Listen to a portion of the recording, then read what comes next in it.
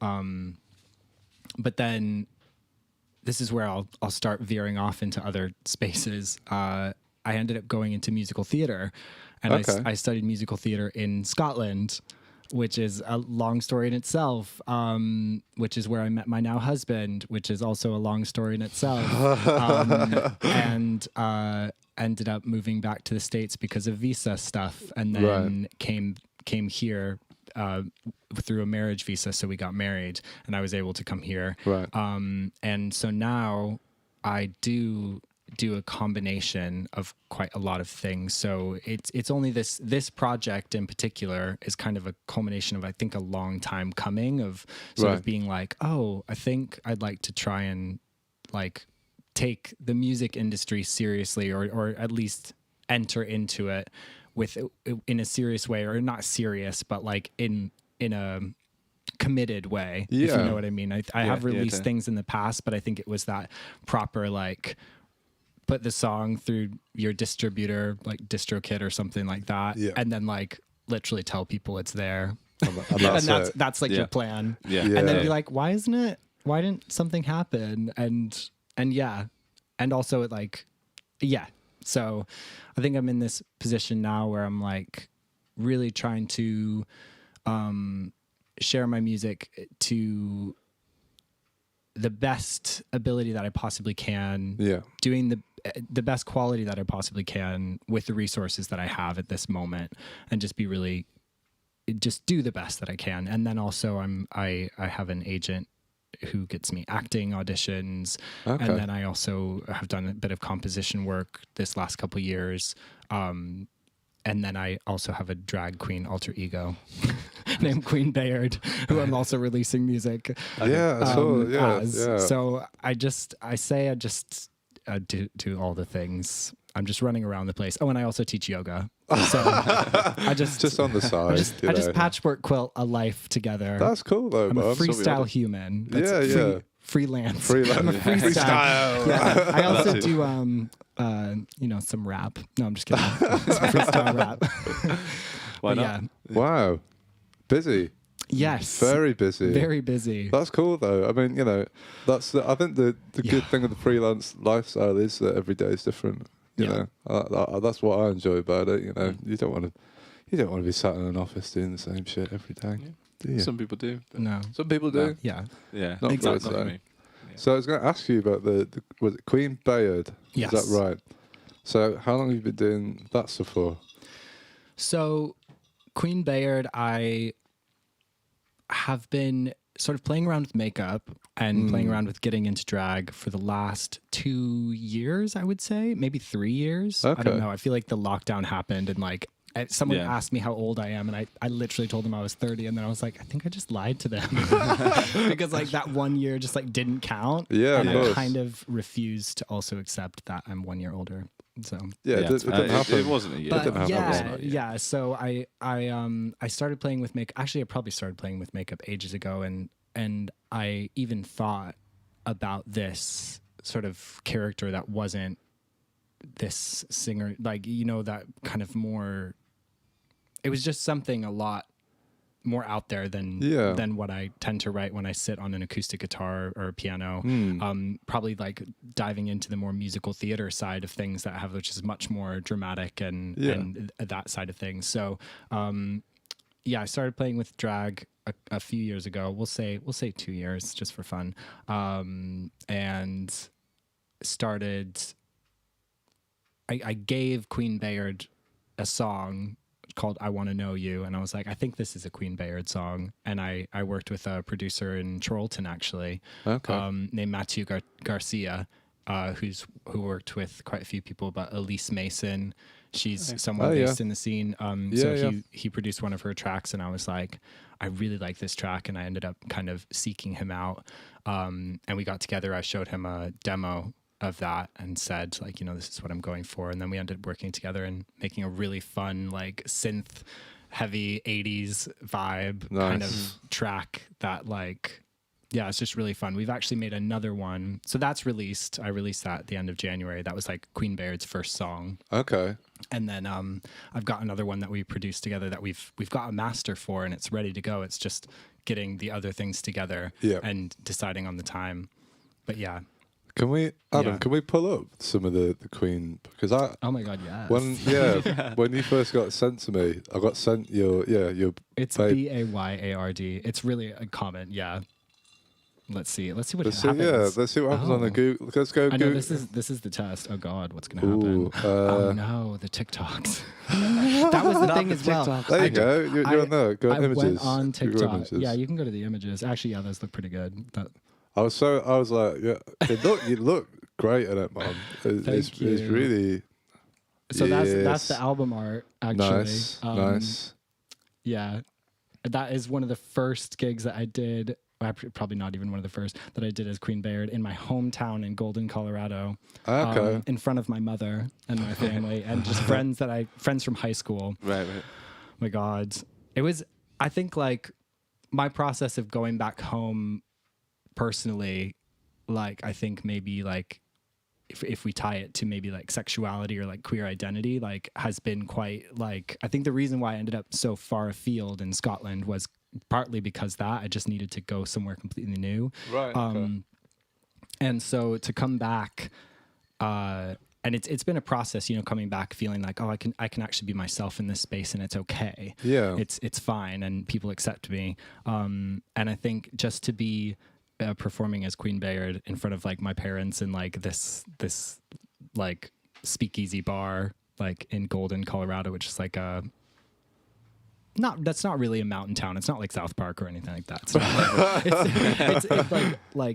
it's a bit bougie now, to be honest. But yeah, I mean, I was performing in front of people that I'd known since I was like 5 or 6, you know, or something that I'd gone to school with, and it was quite liberating actually to be I can for people to really enjoy it, and also to see my mom's like shining, smiling face, like it's amazing. Yeah. And do you feel like?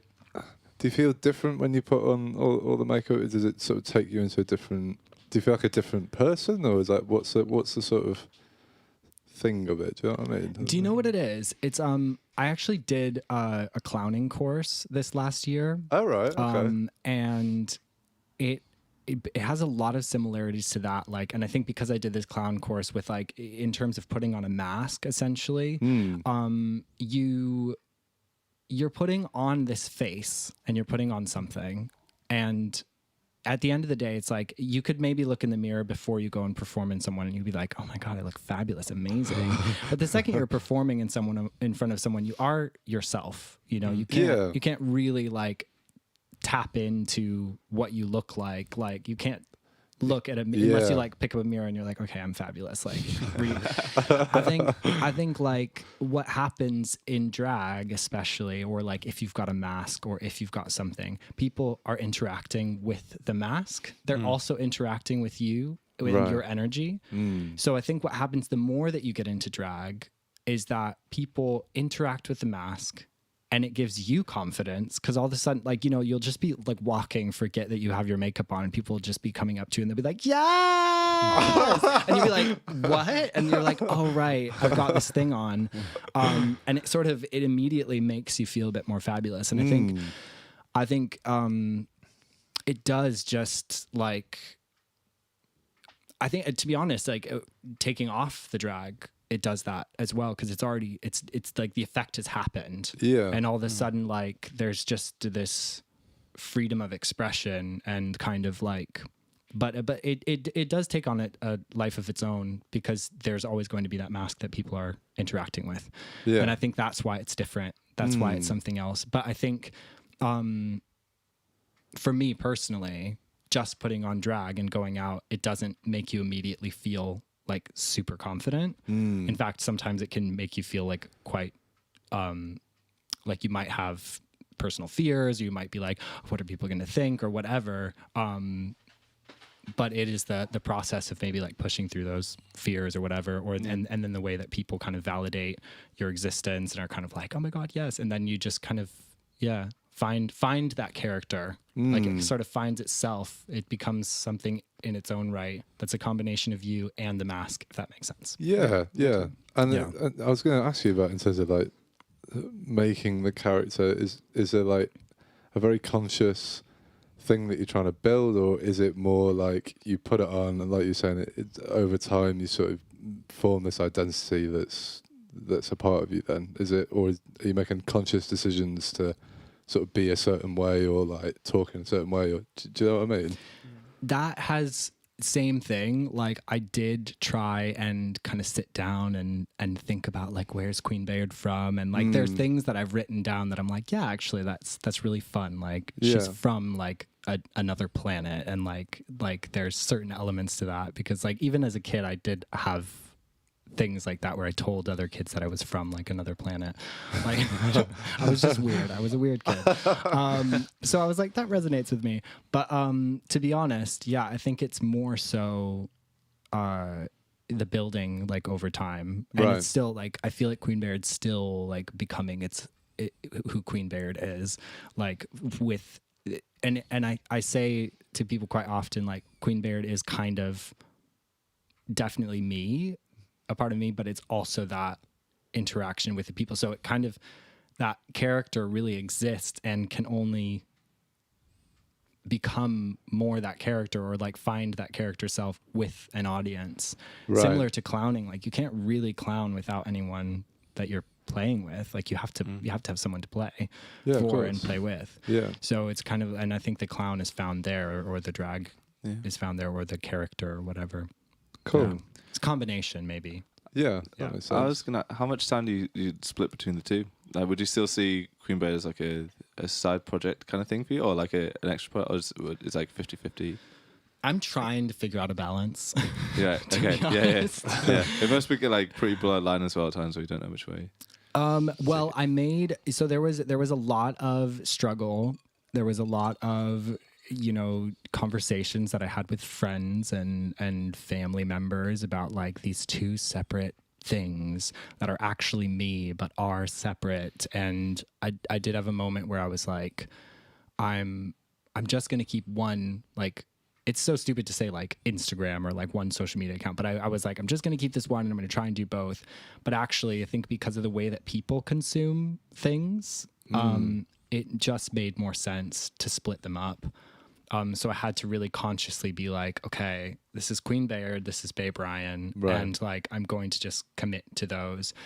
And I'm really glad I have, actually, because I think even though they are both still me, like playing around with the differentiation and also like, for instance, like as Bay Bryan, I don't think like TikTok is my life. Like I don't think I can go on to, like I don't want to, like it doesn't really gel with me. But for Queen Bayard, I'm like, yeah, whatever. Like I'll play, I'll hang out with the kids. Like and it really does feel like that. And like I went on to TikTok as Queen Bayard, and I just like started posting some videos, and like just people were like really into it, and I was like, okay, cool. Like, but I think it's interesting, like, yeah, like splitting. But in terms of time, I have tried to make a schedule, but I'm not very good at sticking to schedules. But I do have things that I'm supposed to do. Like I've got one of my best friend growing up is my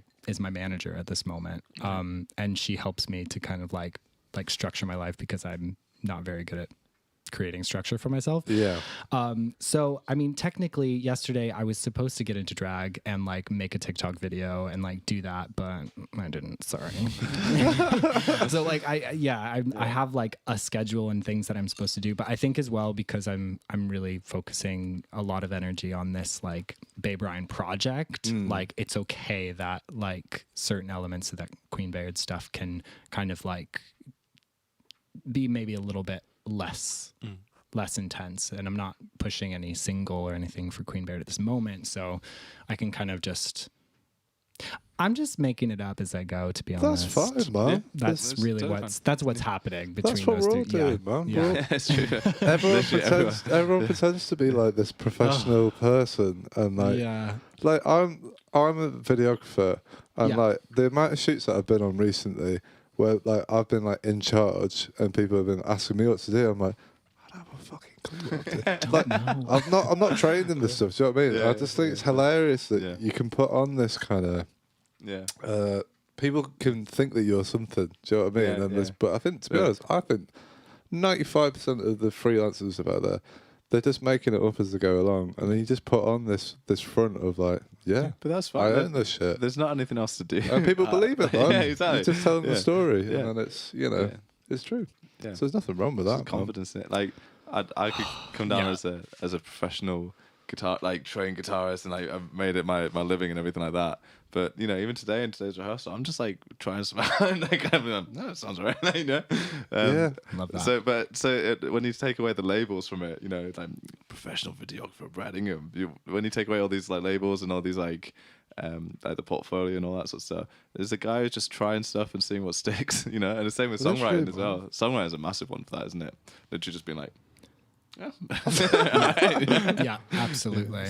Absolutely. yeah. And I think the music industry in general, doesn't help with that because, and maybe it's a lot of other industries as well, but it's that thing where the narrative that we're fed quite often is like, oh, this person was just doing nothing. They were like working in a bar and then like literally they just became famous like that. And it's like, if you really dive into like their actual narrative and their actual story, they've been like hitting the pavement hard for like 10 years in the music industry. And they've been like sending demos and they've been like producing shit. Getting like turned down all the time, but constantly. Still, And then all of a sudden they were like, the angle was right, like their music was right, and someone was like, cool, let's do this. And it worked. And it worked. Totally. Yeah, but no one wants to hear that. No one wants to hear that. No Yeah. one's like, got enough attention span to hear that, and it's not magical enough. No, exactly. Yeah. You want the just sprung out of nowhere. Like, Do you just, want that? Yeah, people want that. Definitely. So let's go back to the Bay Bryan stuff then. So how long have you been writing it under that sort of that guise for? I guess that would have been that's the original. That's the original kind of thing. Yeah. Yeah. And I think like, I suppose I've been, so I studied musical theater, 2009, 2012. And I'd been writing before that since I was about like 12 years old or whatever, just on the piano, just writing stuff. I think when I left Scotland and I ended up moving to New York. I didn't know if I wanted to do musical theater. Like I was just kind of straddling like theater and acting and I was going down to the East Village and just going to loads of open mics and sharing my songs, singing my songs and performing. And I also started to do like cabaret stuff. Like that's where kind of Queen Bayard and like those type of things started to like build and grow. But I did start to kind of perform my songs as a singer-songwriter, I suppose. So yeah, it's been a while, but I think that I didn't, like I kind of said earlier on, I didn't commit to the music industry at all. Like I just kind of like kept the veil of like naivete like over my eyes for no apparent reason. like now that I'm like really delving into like the nuts and bolts of like what you need to do to actually like, you know, the things that you can actually do to find more success. Like I'm like, why didn't I do any of that? Or why? And I think that stemmed from a lot of like insecurities and also just, I think my journey especially with the Bay Bryan music, maybe because it's so personal. And I don't know if like you guys for writing or for sharing any of your like certain things, like because it was so personal, like when I started writing when I was a lot younger, it was very much like my own space. And it was like on the piano and I had like this like banker's lamp that was like a spotlight and I was like, you know, it's like drama and it's like brooding and like it's just my own moment.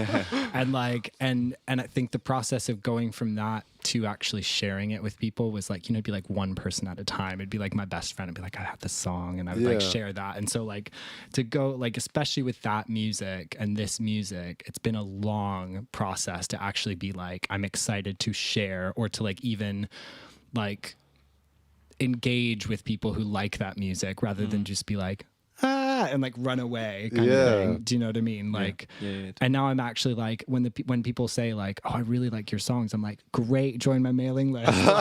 Like you're my people. Like I'm excited to like have this kind of experience with you, because like I think the less kind of insecure I become around that, the more I realize how special those people are as well to me.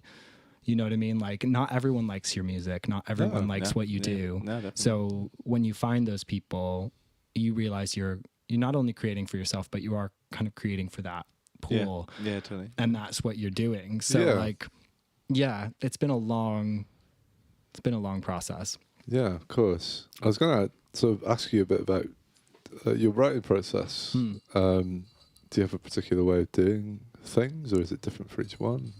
It is different for each one, but I do think that I tend to have chord progressions that and maybe like one. a lyric, Right. Like and it's always like a mood, like a lyric that is a part of the chord progression. And sometimes the chord progression is like, I will never find out what that song is supposed to become, or like it will be with me for like 2 years. I'll have that chord progression that I'll just keep coming back to, and I'm like kind of jamming for a moment. I'll sing that one lyric, and then like 2 years later, I'll be like, okay, I know this song now. Like, and I'll end up I'm not like, I know this song now, and I'll like write it in 2 seconds. But like, I think there will come a moment where I'm like it just happens. Yeah. Like Sticky Shadows, for instance, the first single that I'm releasing, mid-July, like that was like that. I had that chord progression for quite a while, right. and this lyric, everything I say will be meaningful or meaningless depending on the day, depending on whether I can let go of my sticky shadows. Like that lyric was with me for a long time, and it was just like that's definitely the mood of the song. Like I get that, like, and it feels right, but then it was like, where do I go? Like what happens then? And then it's just, like singing those sort of filler lyrics that you have for everything. That you're just kind of like, when you're playing a chord progression, you just end up saying them. Yeah. That's interesting. So you kind of you're waiting for it to, because when we talk, we ask people this question all the time, and a lot of people say like, oh yeah, I craft the lyrics and then put the chords to it and stuff.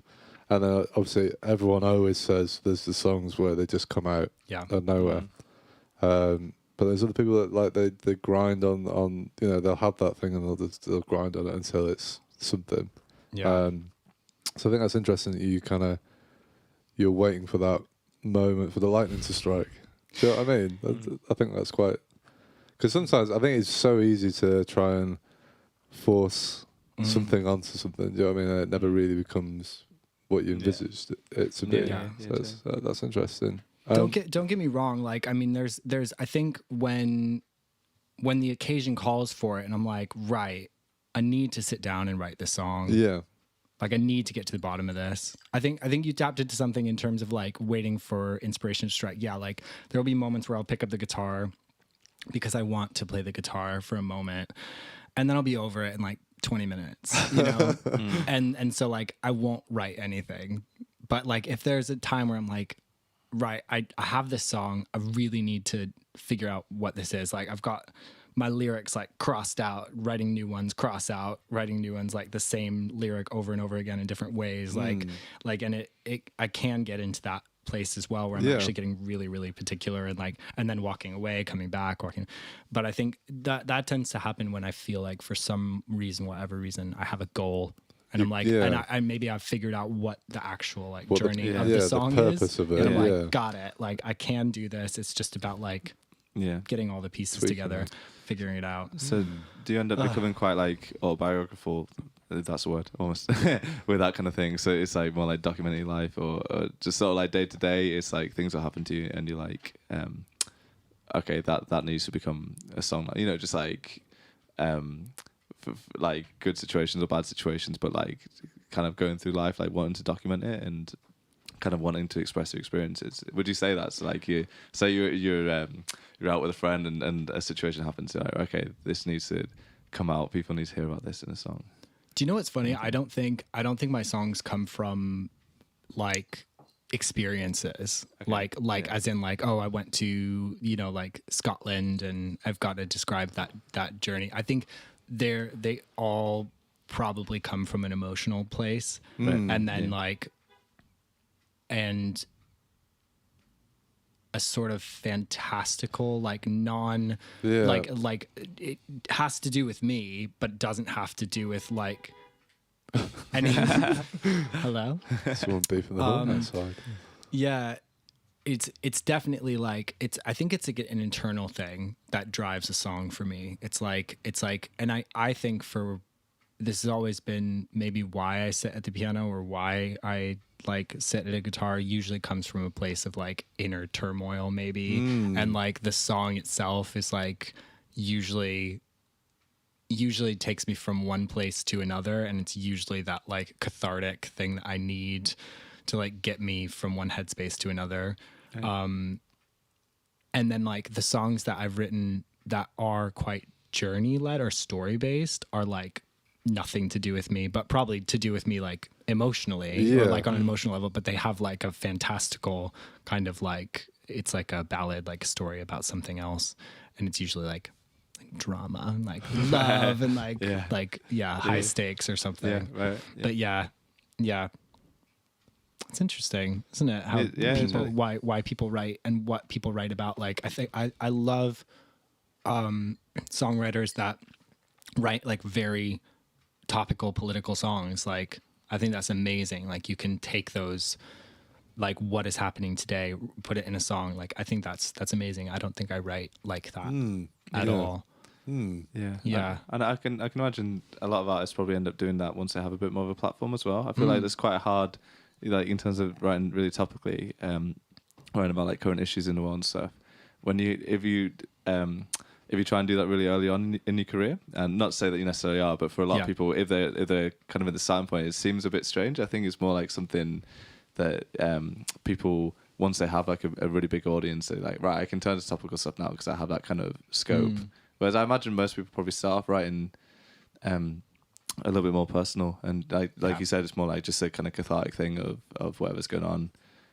Yeah, what do you guys think of that? Do you think you need a bit more of a market already there before you can start getting into I think political things? I think the good thing, like if you are like early in your career, is like people want to know who you are as a person. I guess. Yeah, Like, so it comes from that. I guess from that point of view, people want to see that sort of that side of you. But then again, you know, you can still write in that way and it not be about you. So I think it's just down to like who you are as a person and what you're interested in and what emotionally drives you. Do you know what I mean? Like, I'm not emotionally driven by politics and stuff like that, but other people are. Do you know what I mean? And I guess it's more personal. I don't know, man. Not sure. Like, it's funny because I think what you're talking about, I feel like for the Bay Bryan stuff, it's still very much in that like, oh, this is what I'm going through. This is what I'm thinking about. This is sort of my inner world. And it's kind of like that niche thing where I'm like, if you're interested, like, you're welcome in. Like, I'm ready to invite you in, basically. I'm not going to push you away. Whereas Queen Bayard, even in the performance side of things, is about the audience a bit more. Yeah. And about getting the audience involved. So in terms of the writing, I feel a lot less particular about like, you know, like thinking about like, oh, is this the right thing to say? Like, it's a lot more like, is this fun? Like, and if it kind of meets that criteria, like, is this fun? And also like, could the audience get involved in some way? So like, there's like a chorus that people can sing along to. There's a rap that's quite fun that like people like can like really get into kind of and enjoy. There's a section that I can like get down, like, you know what I mean? Like, I think that's like when I'm like, oh, right. And also for for whatever reason, the songs for Queen Bayard all end up being a bit more political and a bit like saying something a bit more like, hey, like this is what I think, maybe philosophically, but like also maybe politically speaking. So yeah, I said before, I don't write politically, but maybe I do, but it's more so through that kind Yeah. of lens Yeah. and not so much kind of. But actually, that could be bullshit as well. I don't know. Yeah. We'll see. Yeah. I'll leave it open. So, a good example is Justin Vernon, who I always bang on about. But like, I was just trying to think of examples. Like, why did I say that? Like, who do I actually know who's? But Justin Vernon, like, if you listen to like Forever, that's really, really personal for the most part. It's basically just like talking about what place he's at in his life and just documenting that. You know, like Flume, like the first like Juno album. It's just like. It's quite obscure, but it's clearly just talking about his mental state. Like, and then Lump Sum is just basically like him saying that he sold his car and just left everyone behind for a while because he didn't know what else to do. Yeah. You know? And then if you listen to his latest album, that's like these like huge overarching themes about religion and politics, and you know, just saying stuff like. You Man Like, he talks about the lovers sleeping on the streets, which is such a beautiful line, isn't it, when you think about that? And so they like these huge hard hidden messages about politics. But would he have done that on the first album? Like, would he have even been capable of thinking that way at that point? And do you think it's kind of like he realized like he has a scope now? He has like millions of people who listen to him all the time. He's like, oh, I can really, really like reach a lot of people in a different way now. Yeah, I wonder. It's an interesting thing though, isn't it? Like people like it's almost like he's risen to his level and he's been like, okay, like I've got responsibility now to like document what's actually going on. In a like political sense and a social sense, rather than just being like, this is me and this is how I feel. Yeah. Yeah. So, I mean, it's a big thing, I think, to take a political stance in writing, and I think as an artist and as someone who might have just been like only delving into like this is me and like I'm sharing myself, because like people can't really argue with that much. No, you know, you exactly. can't really be like, you're not you.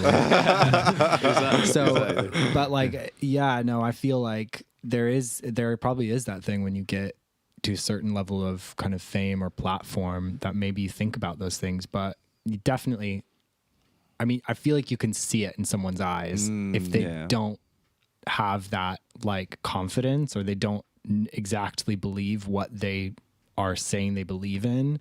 It's pretty fucking obvious, isn't it? Yeah, it is. So I think like maybe he just found that like it sort of coincided where it's like he had that platform, but also he'd gotten to a point where he was like, this is actually what I believe. Like, and this is like, so it's kind of, maybe it like melded in with his songwriting in terms of being like, right, this is what I'm thinking about right now. This is, and he had that kind of fire, but also like, just like, this is what I believe kind of thing. Yeah. It's interesting, man. Though. It's very interesting. Yeah. I was going to ask you a little bit about sort of the influences of your sound with the Bay Bryan stuff. Are there particular artists that you kind of look at and sort of want to pull things from into your music? Definitely. I don't really know where the older influences are. Like when I was younger, like I want to say they were probably more in the musical theater category, right? In some way, even though I didn't like obsessively listen to musical theater growing up. Maybe I did. I mean, I remember I've been like in denial. I don't know. But like, especially now, more than ever, I love artists like Laura Marling, Anais Mitchell.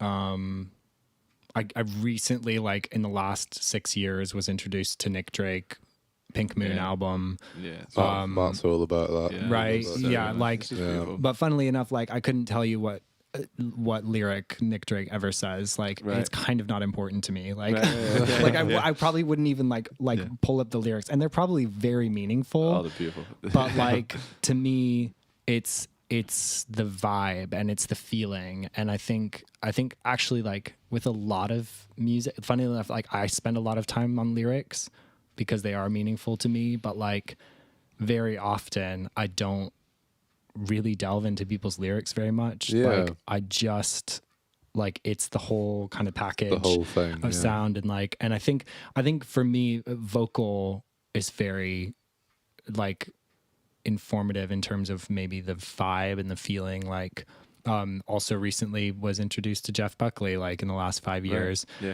And so like That's a genius. you know, like and then the song The Other Woman that Jeff Buckley did a cover of, but then I found Nina Simone's cover of it, and then I found out, it was written by this woman named Jessie Mae Robinson, and that is a song that I know all the lyrics to, because that is like a songwriting wise is just like an amazing song, and like, but also it's like in a way like maybe it taps into that thing for me with songs where I do know the lyrics. They're usually story songs. They're usually songs that go on a journey.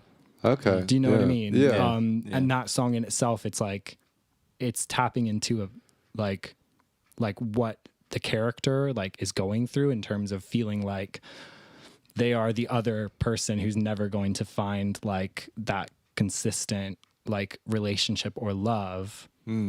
Like, oh wait, no. They are the person in a relationship that like knows that this other woman is providing something they can't, kind of thing. Yeah. And it goes on a journey around that. And like, I think that's what maybe I am attracted to. And I think like Laura Marling, for instance, sometimes her lyrics go past me. Like I could absolutely understand them if I thought about them, or like read them, but I kind of like not doing that. Yeah. No, I kind of like just sitting in the feeling and the vibe of a sound and a full thing.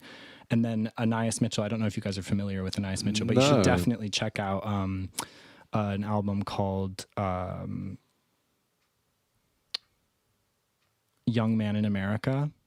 And like the instrumentation in that album and the mixing, like it's just so cool. And there's so much going on, and her voice is so unique, and her lyrics are very like just like upfront, forward, really clear, and she's a great storyteller and songwriter. She actually ended up, I think it was her first album called Hades Town. It was a concept album based on the story of Persephone. Like, Greek tale. I think it's Greek. God. Yeah, look that up. Fuck that. Adam, look it up. Okay. Persephone. Yeah, see if that's Queen Bayard coming in. It's like, look it up. Do it.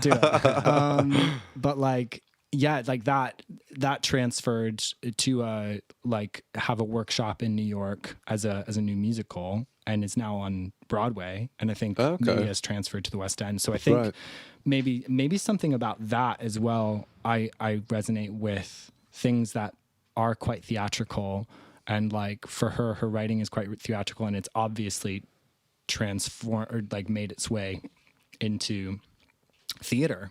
Okay.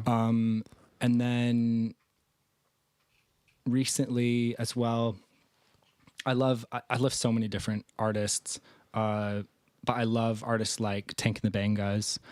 If you've heard of them. Yeah. Like that, I think that's kind of a little bit more Queen Bayard, maybe, because my influences, like, in a lot of ways are actually like quite soul and R&B, and like a ton of my influences growing up, like that I would obsessively listen to and like just digest, and like is Lauryn Hill. Oh, yeah. And like her voice, and just like the miseducation of Lauryn Hill. I listen to a lot of like Tupac. I listen to a lot of, and that probably for the lyrics. I listen to a lot of Michael Jackson, a lot of Usher, 8701. Yeah, man. like you got it, babe. I have a ton of different influences, but I think in the more Bay Bryan sphere, it's probably the more theatrical, like, and also the singer-songwriters that maybe just have that kind of more folky kind of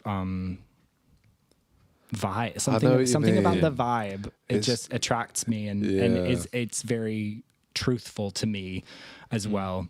I think a lot of the artists that you kind of pulled out there, they've got this kind of like raw element to them, where it's like it's not the cleanest recordings ever. Do you know what I mean? There's like this sort of ness about it. I don't know what the word. It's the best thing ever. Ness. Yeah, it's like you just can use it. Whatever it is. It's just like the cry of the soul, isn't it? Do you know what I mean? Like, it's pure.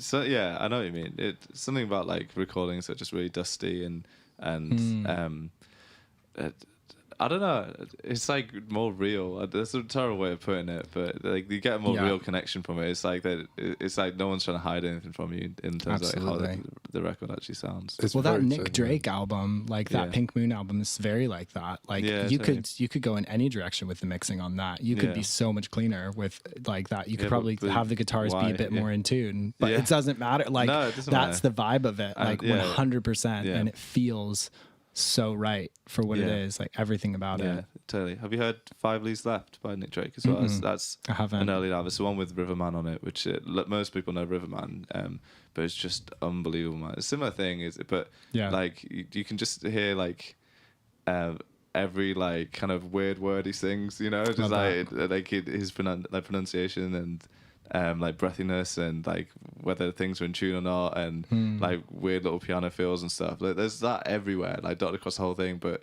when you listen to the album, you just get like you kind of memorize it all, you know. When you know it, like an album, like a really rough and ready kind of album, but you know it really, really well. Are you someone who like when you like something, you will listen to it over and over? To the point of driving everyone else mad. I'm like that as well, to the point where like I will sometimes not listen to anything else by them. Which is why I probably haven't heard that Nick Drake thing, because I'm still like 7 years on committed to only listening to that album. I get so. And I will move on at some point. But it's almost like muscle memory. Like I get to the point where I can pretty much hear everything that is about to happen for the whole album. Oh my god, absolutely. You just like, and then that, and it's literally like muscle memory, isn't it? Do you know what I mean? But with pitch instead. There is that thing as well, because I do it as well. But like there is that thing of like you love this album, and then.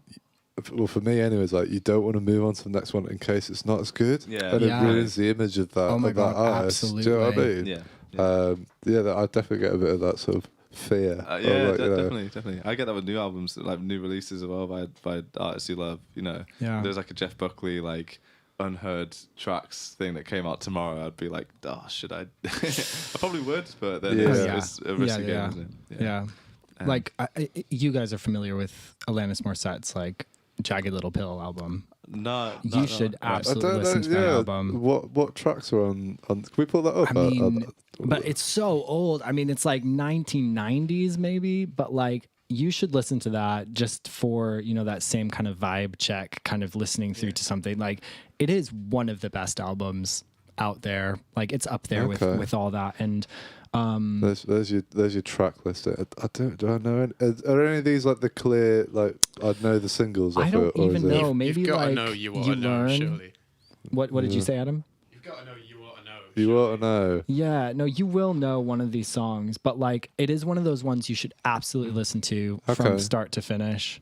Right. Like I think, and if you look into, you know, just like the story for, I think a lot of amazing albums that you end up liking, like they usually have really interesting stories. Like, I don't think it's not particularly like, oh, like she fell off a mountain and then wrote the thing. I think it's just like the way like she ended up kind of meeting this producer and they ended up working like, and that collaboration. I think that's another thing that I find really fascinating, especially the more that I go into like the producing side of things, and like from start to finish being like, oh well, I made that decision ages ago, like now I can't really, unless I want to rewrite that clarinet line, like there's nothing like like that was the arrangement that I settled with. So it's like listening to certain things, I'm like, that choice is so cool, and like that was made early on, or that was made with the mindset that was going to be the end product. Like, and I think like that shows a lot of just like skill in terms of like, and I think overall as well, like when you're maybe mapping out an album or you're like creating things or like piecing things together, it's like, how does it read as a whole and all that stuff. It's like, those choices that you make, and for better or for worse. That's true. Yeah. It's true, man. Yeah. It's true. But you should definitely check out that album. That's a really cool album. The great thing about doing this podcast is like, you know, we get people on and they're always like, oh, let's do this and this. So it's just like bags of albums that I need to get through. But it's good though. No, it's really great. I think we should hear some of your music now. Okay. So Bay came in earlier on and played a few tracks from us. Are these are all on the new album? Yeah. Awesome. So we'll talk about the album in the next bit. Is there anything Stunning. you want to tell the audience before they listen to the set? It's camera 2, which is That the one? higher The up high one. Come on, give us camera 2, baby. Yes, I will try and succinctly say that the Meadow album, which these 3 tracks are from, is a concept album, and it takes place in this fantasy setting, the Meadow, that is kind of this sort of perfect summer day that's dreamy, and the album is all about that being a safe space that you've sort of created to stay there and to stay idle and inactive. And the sort of struggle in the album is about knowing that actually you no longer belong there and that it's time to move on. And that truth sort of has a inner conflict within it because you don't really want to leave, but you know you need to. So by the end, the last track isn't one of the ones I played, but it's called Beyond the Meadow, and it's really about those final steps that you have to take to just leave that space. So awesome. yeah, Cool. does that kind of make sense? That was good, a man. pitch that kind of Yeah, that was a solid. from all the press releases I've been writing. Just I'm been like, what does spunking this mean? No, that was great, man. Cool. Right, people at home, I hope you enjoyed Bay's performance. We'll be back about 10-15 minutes. We'll talk about the tracks and God knows what else. And Right. yeah, so we'll see. So we'll see you all shortly. Goodbye. Bye. Hi, my name is Bay Bryan, and I'm releasing an album at the end of September or in autumn, and I'm playing a few songs from that.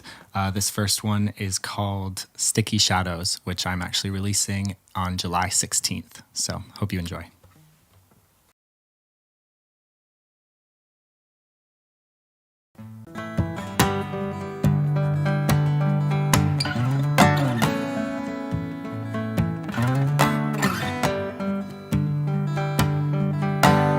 Everything I say will be meaningful or meaningless depending on the day, depending on whether I can let go of my sticky shadows, running free and wild as if I was and always will be a flower child, running free, running wild to let go of my sticky shadows, trying to get high.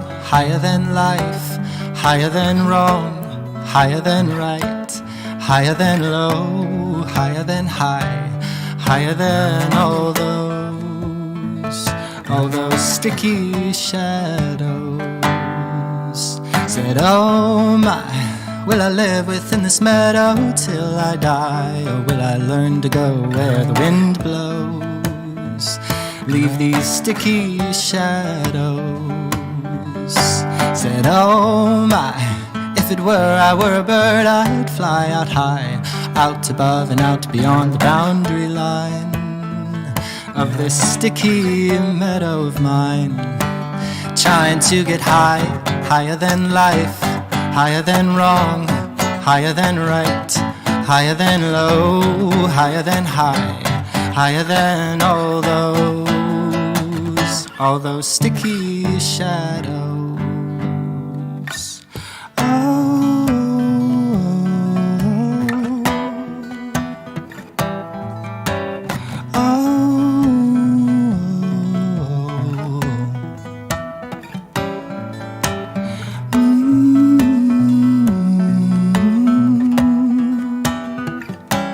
Trying to get high, higher than life, higher than wrong, higher than right, higher than low, higher than high, higher than all those sticky shadows. 'Cause everything I say will be meaningful or meaningless depending on the day, depending on whether I can let go of my sticky shadows.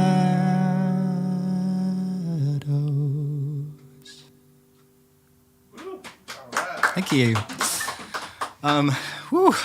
Yes, lovely. I'm getting into it now. So this next song is called Sweet Joan. And the whole album is kind of about being in this fantasy meadow space that I or one has created, and it's kind of about the journey of finally leaving that space. And this is kind of a story within that story. And it's about a sorceress named Evelyn who must do all she can to save her mortal lover, Joan, from a mysterious and magical illness. Did I get that? Did that sound all right? Yeah. That was clear. Upon this eve, darkened by her grief, at her bedside she does weep. For laying ill is her lover, human creature now weak, whose lips have grown cold, with no strength left to speak. And the spells she has tried failed to succeed, and her powers are nearing their peak. And as risky as is, she's one move left to play, a dance with the gods so that her love may be saved. Oh, oh, oh, oh. She'll do what she must to save her sweet Joan. So out of the cottage swiftly she goes, the bright night is heavy and cold. Her green frock that's tattered now flaps as she patters along on her way toward the meadow. Oh, off she goes, quick like the wind blows,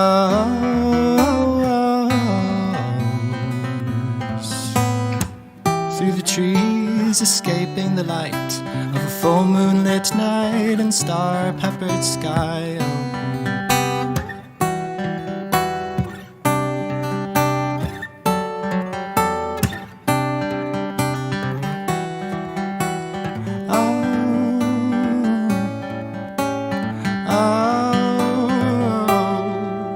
So deep in the meadow lie a circle of stones surrounding a pit all ablaze. And there at the center our sorceress tames a wild inconceivable flame. She chants as she works with focus and fight, her gaze keenly aimed at the sky. With precision she moves, dancing round while she beams, and pleads to the gods so that they join in her scheme.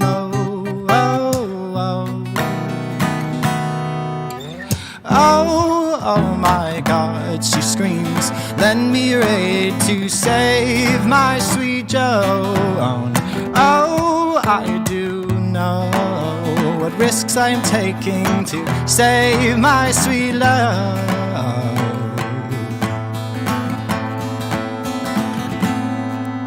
To answer the witch, the gods send a gift, a handful of stars lower down and join in.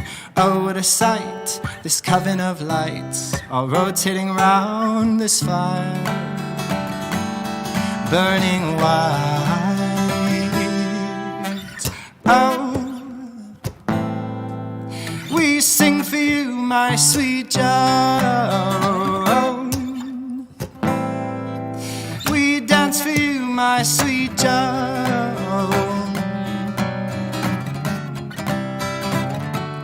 My sweet Joan, my sweet Joan, my sweet Joan,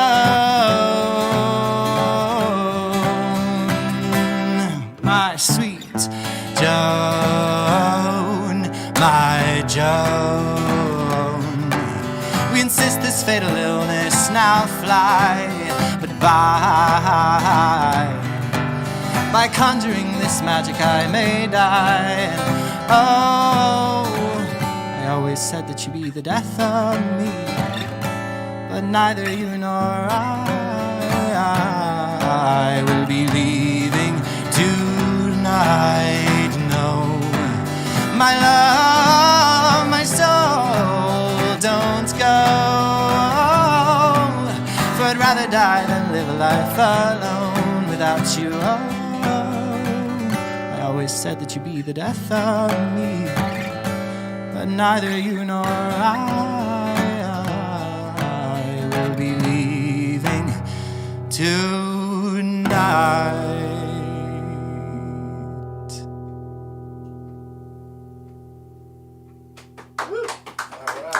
Thank you. Whoosh. Had a moment there with one of those chords, but I think we're good, right? Yeah. That's live. That's live. So I hope you enjoyed that. This next song is called Let Go, and it's the second single from the album that I'll be releasing in August. And this one is like a summer evening or a road trip to the beach. I'm just gonna stop talking now.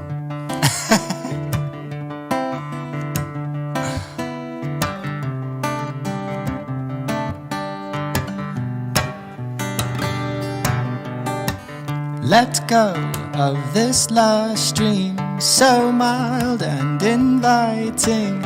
I know we'll do the right thing when we give it up. This spell we keep conjuring, sadistically harboring, its charm is now floundering. Time to give it up. All the leaves are turning, oncoming autumn is calling for this fickle heart to give the summer up.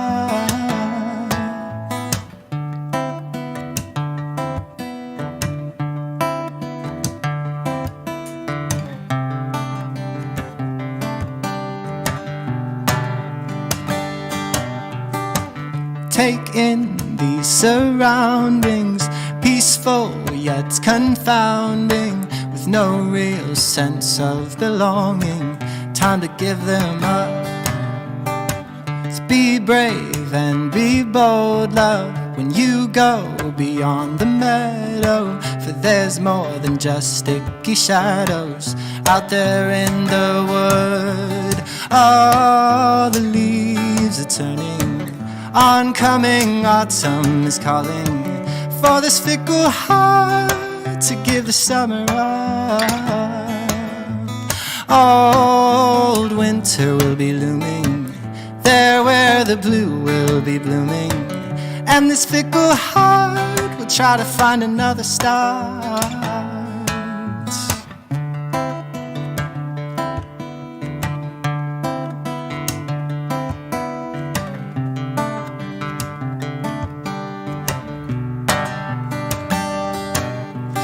All the leaves are turning, oncoming autumn is calling for this fickle heart to give the summer up.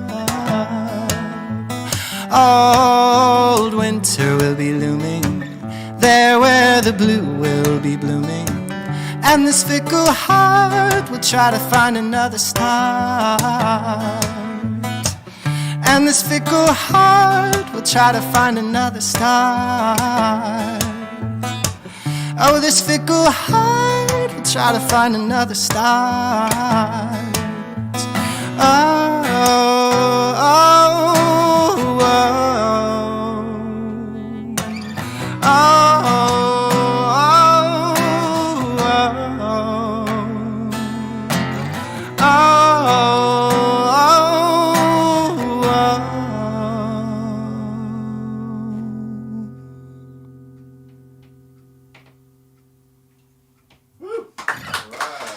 Thank you so much. Right. So, where can people find your stuff online then? So you can find me on Instagram @_Bay Bryan, and then from there, the world is your oyster. I feel like that's a good entry point. Okay. Yeah. Well, thanks very much for coming on tonight, man. Thank you. Thanks so much for having me. Cheers.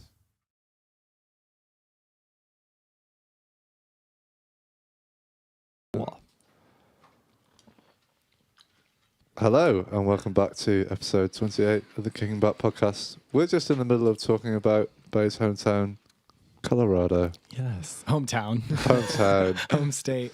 Oh, of course, yeah. Oh, yeah. Massive. That's Some a- big We're on town. our second drink now. yeah, we're good. Second drink. Second. We're very professional here. It looks so beautiful, though. It is Oh, does. gorgeous. It Yeah. just, wow. Yeah, Yeah. no, it's absolutely been amazing. Do you miss Colorado at all? I do miss the access to nature. Like it's just, I mean, you can get to the Lake District here and things like very easily. So it's actually amazing and gorgeous here as well. So don't get me wrong. But I think the ethos, if that's the right word, for people who live in places like Colorado is very much like they work, but like a huge priority for them is to like get out into nature and be active. So people hike a lot. People will go like mountain bike riding. People will, snowboard, ski. Like that's kind of a reason why they're in Colorado. So like people are really, really active and into outdoors. So yeah, I mean it's gorgeous. Basically Colorado is just split kind of into by the Rocky Mountains. So the east side of it is like the plains going into the just like Kansas and like not that interesting. And then the west side of it is like going into the desert, like into Moab and like Nevada and going into the Grand Canyon. So like when you drive through the Rocky Mountains, and this won't just be in Colorado, but when you drive from east to west, like you're going from very, very different like spaces. And also Denver is the capital city of Colorado, and it's called the Mile High City because like literally even on the plains it's a mile high. I don't know what that is in kilometers or miles, or like 1.6 meters, or but something. Don't quote me on that. yeah, but it's something like that. So like it's already very high, but then when you're going up into the mountains and you're going up onto the peaks and all that stuff, 1.6. Nice, Spot man. on 1.6. no, it's very 1.6 kilometers high. So yeah, and then when you do start getting to the other side of it, it's like the plant life changes, and all of a sudden you're like in the desert. It's an amazing it place. sounds amazing. Yeah. It begs the question, what the hell are you doing here? I know. Well, I came for love, as I said. Yeah. Love brought me here. Love conquers Love is all. a strong drug. It It really is. It really is, Yeah. man. It's kind of like the like the biggest thing in everyone's life. Isn't it? is, Yeah. man. But to be Without fair, like I will say it again, and I always say it, like I absolutely love Manchester, and it absolutely feels like my So do I. home. And like, I mean, that's the thing. Like, I think because I've lived in a few places, as most of us have, like they all feel like home in a certain way. Like Glasgow feels like home in some ways. Manchester, this is where I live. This is where I work. This is where all my like main people are. But then Colorado is obviously just holds a really strong piece of most of my family's there. So Yeah. How often have you gotten back to Colorado? I prioritize trying to go back for Christmas at least. Yeah. And crazily enough, I actually, so one of my best friend that I was talking to about, Casey, she came and like we grew up together. We known each other since we were about 9. She actually flew over last year in July, like when it was just allowed for her to fly, and she stayed with my partner and I for like 5 months. And it was great. And like she basically like helped me sort out my career kind of or just like give me a little bit of like structure. And then we actually ended up traveling back to Colorado together, even though it was crazy because we had to put on like masks and stuff, wear them the whole time, like on the flight, except when you're eating. Like it's weird. Traveling like during the time was crazy, and we ended up isolating in her mom's basement for like 7 days, and then got a test. And then after I got a test, I was able to properly like go to my family's house, my parents' house, and like actually stay with them and see them, which was amazing. But no, I feel kind of bad for my partner Fraser, because I basically just tell him I am not spending time here for Christmas, but Well, It's kind of yeah. it kind of has to happen for me. Like it's got to happen at least one time Yeah. a year, and I want to go. Christmas Yeah. is a really important time for my family as well, so I really try and go. And we also go to a cabin in the middle of the woods every year. Like it's literally Yeah. like it's In the it's- Rockies. Yeah, it's a magical. You have to Jeez. hike out there for 3 miles from a trailhead. Like you have to hike all your food in. There's no Wi-Fi. There's no nothing. Oh, man. It's solar powered, and there is a working toilet, so that's amazing. Yeah. And there's running water from that, and a well, like basically a well with like making the running water running. Whatever, I can't. It's okay. How many We get you, bud. We understand what I'm you only mean. on 2, but I'm such a lightweight. But yeah, no. So that, yeah, I think, and something about that pilgrimage, you know, like that yearly thing, is quite important for me, and I think just for my family. And it's like, it feels really important to just be there once a year and take that time to kind of reflect on the year and think about what happened and what you want to happen. And I have 3 amazing sisters, 3 older sisters. I'm the youngest, and Right. they're all like powerhouse humans, and so incredibly inspirational. And like I need my parents and my sisters' kind of energy around me, Yeah. like to really like help along that sort of progression of myself, I think. Yeah. Yeah. Is your do you come from like a particularly musical family? Yeah, I do actually. Right. My dad, he doesn't play any instruments. He's very much a raconteur and a storyteller. Like, and he's definitely he's a joke teller. And he's just I grew up calling him Dada because he just knows so many things. He's an engineer, and he's just incredibly smart. My mom is a medical doctor, but she comes from a dancing background, and then her mom taught the piano and played the piano. So growing up, and she also plays the piano too. Growing up, basically we were told we had to play the piano and then another instrument. It wasn't like you have to, but it was kind of like we were doing. And I immediately gravitated to the piano when I was really, really, really, really young.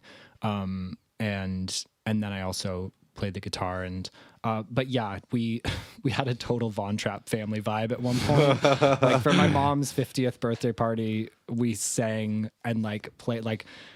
My oldest sister played the flute. My second oldest sister played the harp.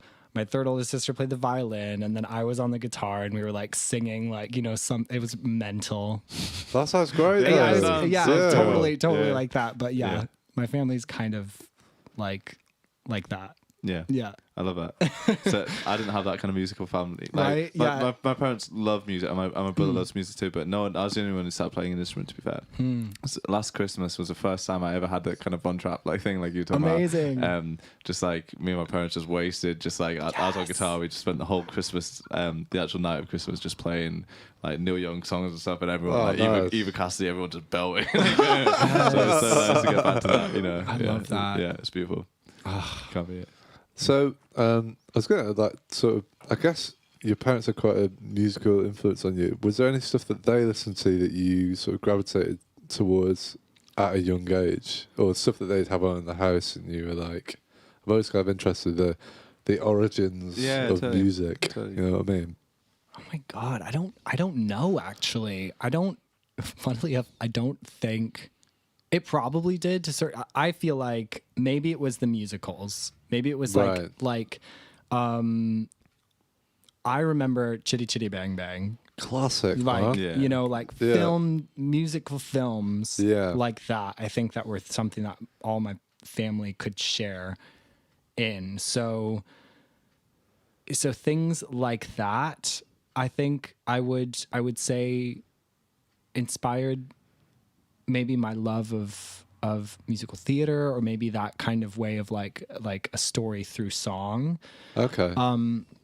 But I don't recall my parents listening to, you know, like Like, and my parents were not like listening to the Beatles all the time, even though they came from that like time. Yeah. But like that wasn't like records weren't playing in my house all the time. Okay. During Christmas time, my mom would always play like Pavarotti or something like Right. and also Scottish music and like Okay. Right. like Celtic music because we have Scottish Heritage. yeah. Yeah. So that, like I think that kind of music probably played, but I'm trying to think. I feel like a lot of my like musical influences came from me just in my room by myself listening to, you know, whether it was Michael Jackson or Usher or with friends, you know, like that shared Right. kind of Yeah. thing, obsessing over like a dance move or something like that. And so that was like specifically like Usher 8701. It was like U-turn or something. I remember learning that choreography. But I listened to loads of different music, and I think also like Sister Act 2, major influence for me. Right. Massive. What a great film. It's the man. best. So Literally the good. best.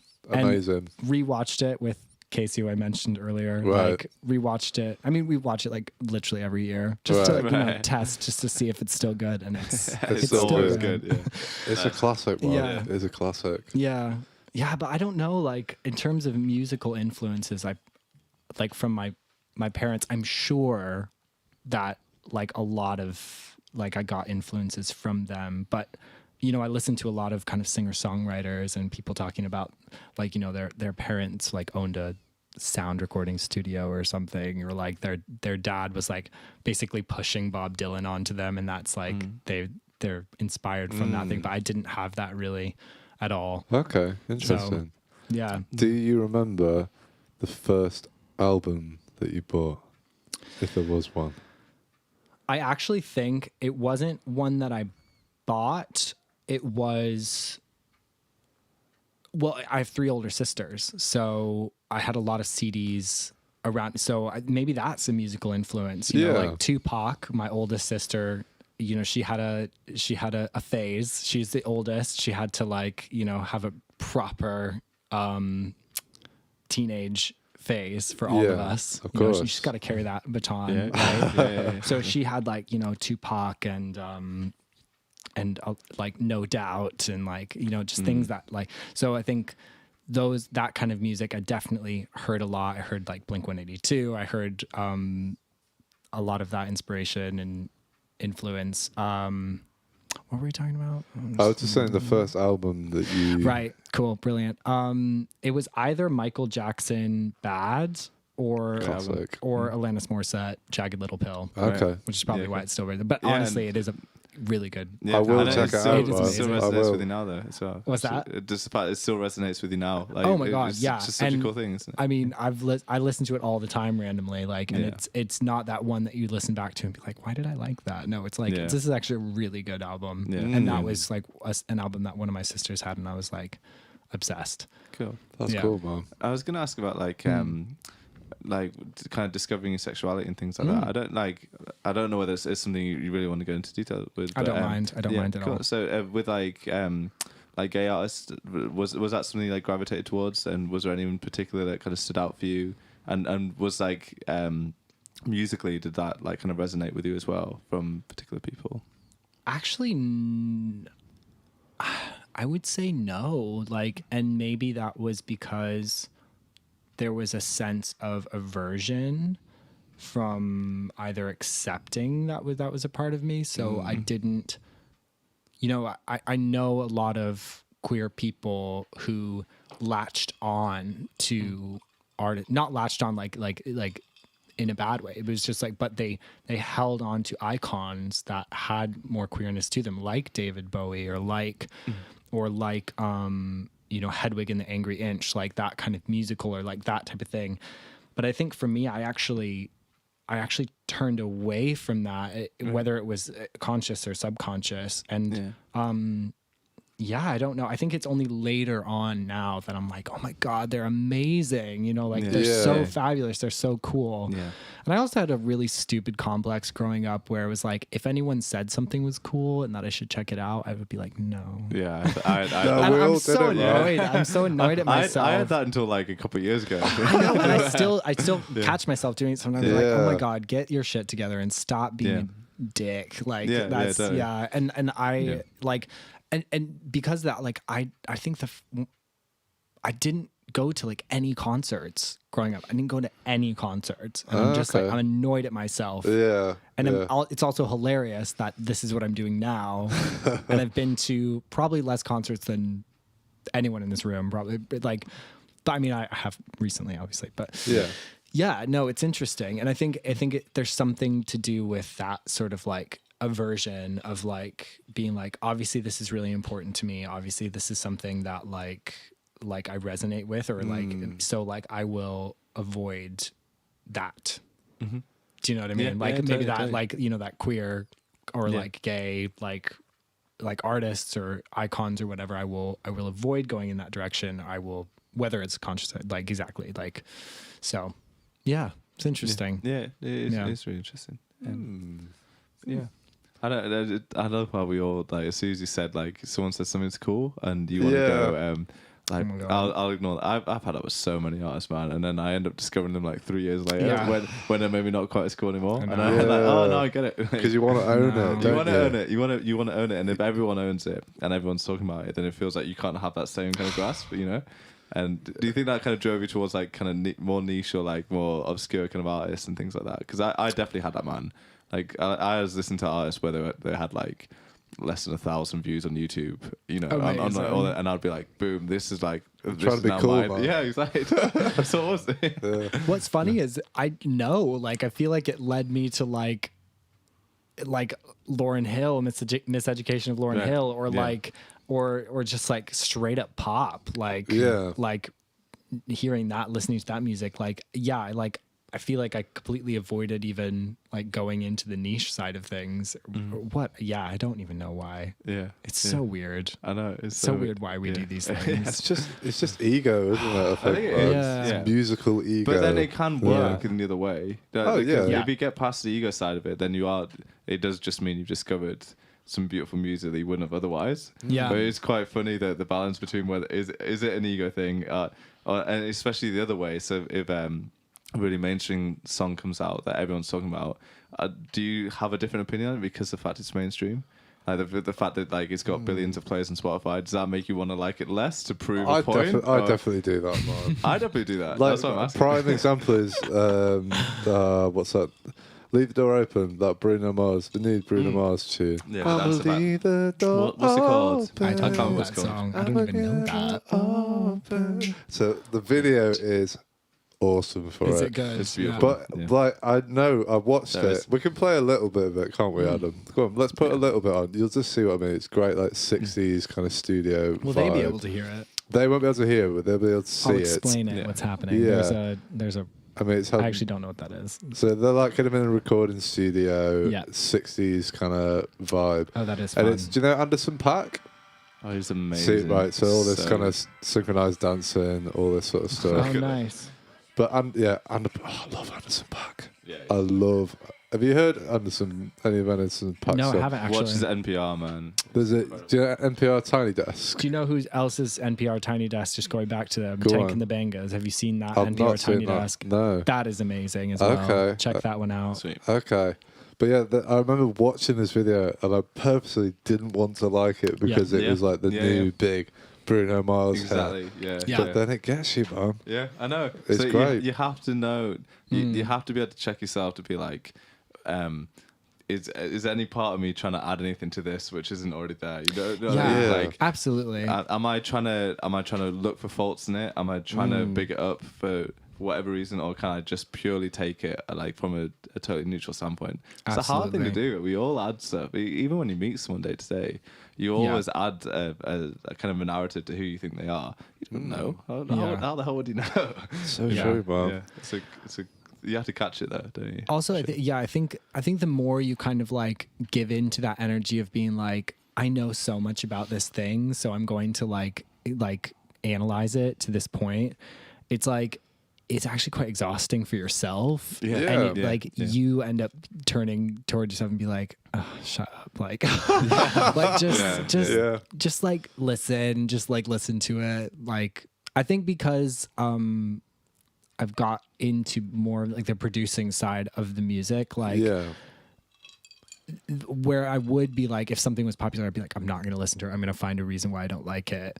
Like now I will listen to something and be like, that's really cool how they did that guitar. That's really cool how they did that. And like, kudos to them for like that. And also just knowing that things sell for whatever reason that they sell. And like, Yeah.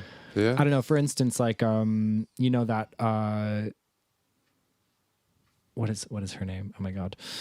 It's called Kiss Me More. Kiss me more. Yeah. I don't know. Go on. Kiss me Adam's good, more. man. Adam's all over it. Adam's on it. Boom. Is it Yeah. Doja Doja Cat. Doja Cat? Doja Cat Okay. and Not heard this SZA, one. SZA or whatever. Oh, That okay. that production is amazing. Like Right. like and like when you listen to like the like that is a pop song, and like but it's like, you know, new pop. I mean, it came out in the last like year or whatever, but like you listen to that and you're like, that's good production. That's Yeah. well made. Yeah. Like, Yeah. and that's, I mean, not all pop that's popular is well made or good, but Yeah. yeah, no, it is. I do kind of like pick it apart a bit more, and I'm like, how did they do that? How did they Yeah, make that totally, thing totally. work? Like Yeah. those vocals sound so cool in the mix. Like those backing vocals are like, whoa, like Yeah. yeah, That's great. I definitely, I've kind of gone the other way with it because I used to overanalyze music Yeah. too much, and I wasn't appreciating it for what it was. I think that's just from like me and Matt are both from like we both went to the conservatoire in Manchester, so you kind of just get that ingrained into your mind about analysing music in that way. yeah. But it just meant I could never like actually just sit down and listen to a track and just appreciate it for what it was. Yeah. I've been able to step away from that now, and now it's like I can dip into that if I want to, and be like, if I do really love something, I can be like, oh, what's going on there? But Yeah. for a long time, I was just like constantly just had that analytical head on. It's which is hard to get kinda- out of it. It is, It's man. very hard to hard, get out of man. it. Yeah. But it's so important because then the more you get into something like that, you lose complete touch with like what you know, a person who's never heard that is going to experience. I find that Exactly. amazing. Like that Like- thought's amazing, isn't it? Like, Yeah. for sure. Like, Like what? you've delved way too deep to the point where like no one understands what the hell you're talking about. Like you're so into wine, so into chocolate, so Yeah. into something that, like literally like you're being like, well, the notes are like a little bit, you know, bit top end. And, like the flavor is like very dry for a Portugal. You're like, oh come on, like No one cares. it either man. tastes good or it doesn't. So, yeah. But In I that mean, to case, be yeah. fair, like, you know, that's an art form in itself. It But is.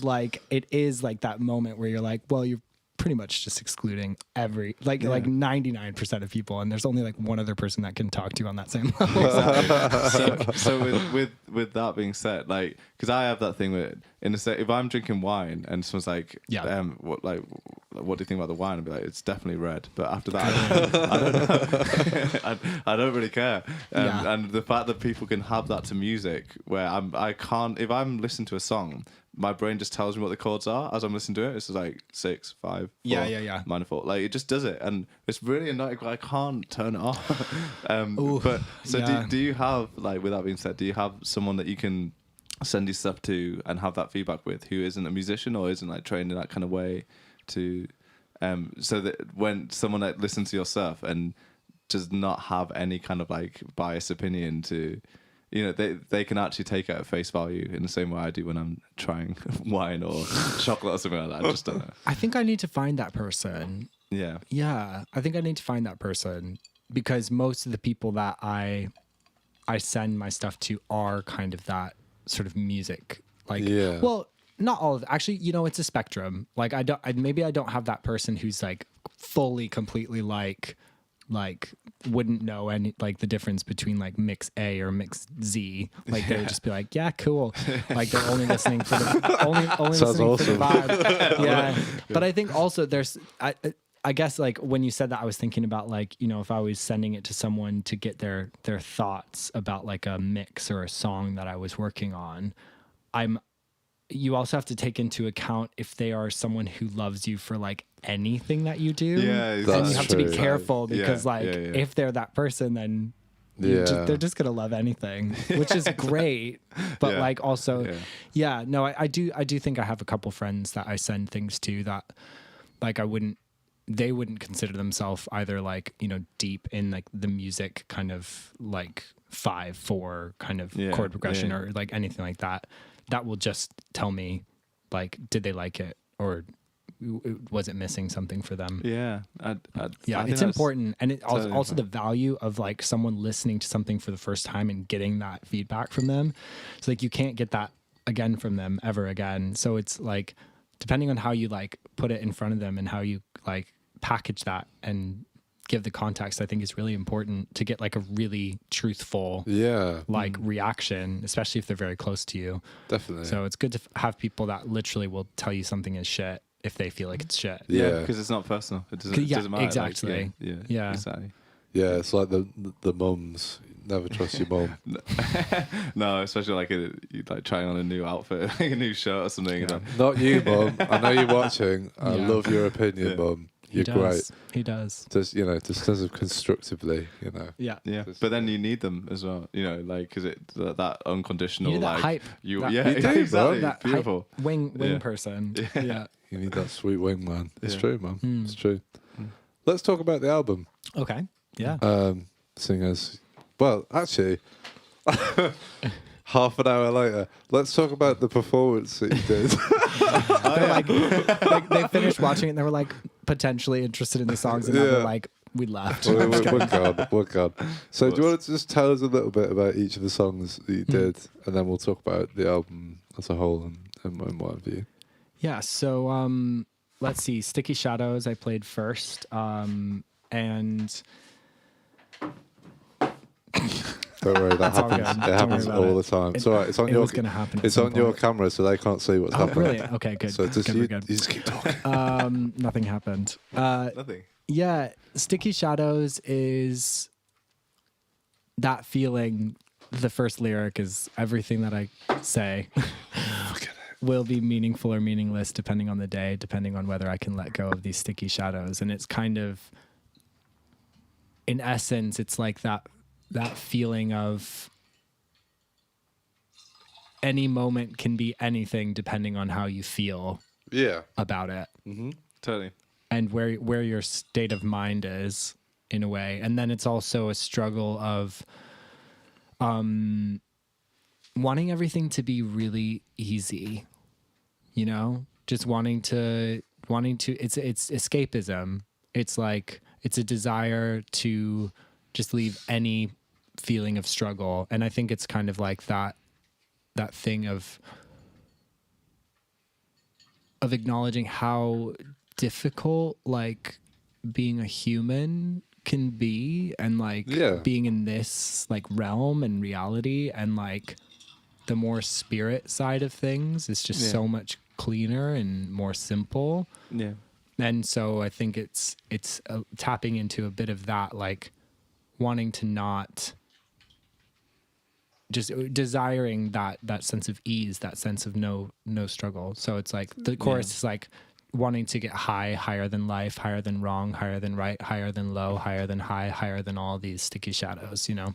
Yeah. So So go on. Go on, just the spirit thing. What? Sorry, what do you mean by that? well, okay, so like I mean, I'm a yoga practitioner, yoga student, and I Yeah. guess teacher as well. And within the dualist side of the yoga philosophy, which is, you know, coming back even further from other traditions and other philosophies, like there's a sense that there is a sort of spiritual plane and a kind of like truth, like with a big T, like a kind of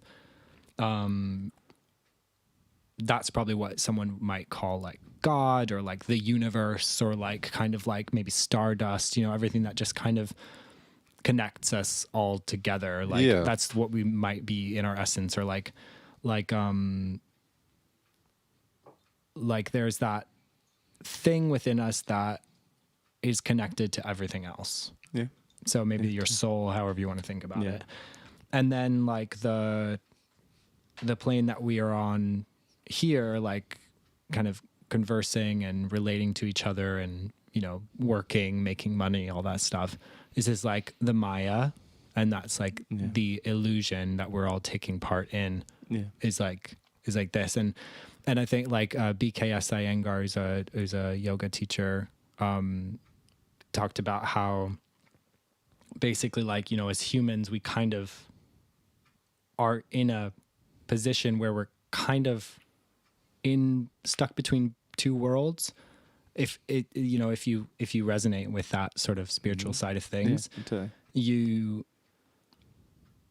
you are aware that there is something bigger, and then yet unless you fully take yourself out of the world and, you know, maybe just go and meditate on a hill and maybe just like evaporate into thin air or whatever, like you have to relate to the world as it is, and there is a certain thing. So it's sort of like our feet is on the ground in this like worldly plane, and then also like there's a part of us that's also like spiritual and you know, more free in certain ways if we can tap into it.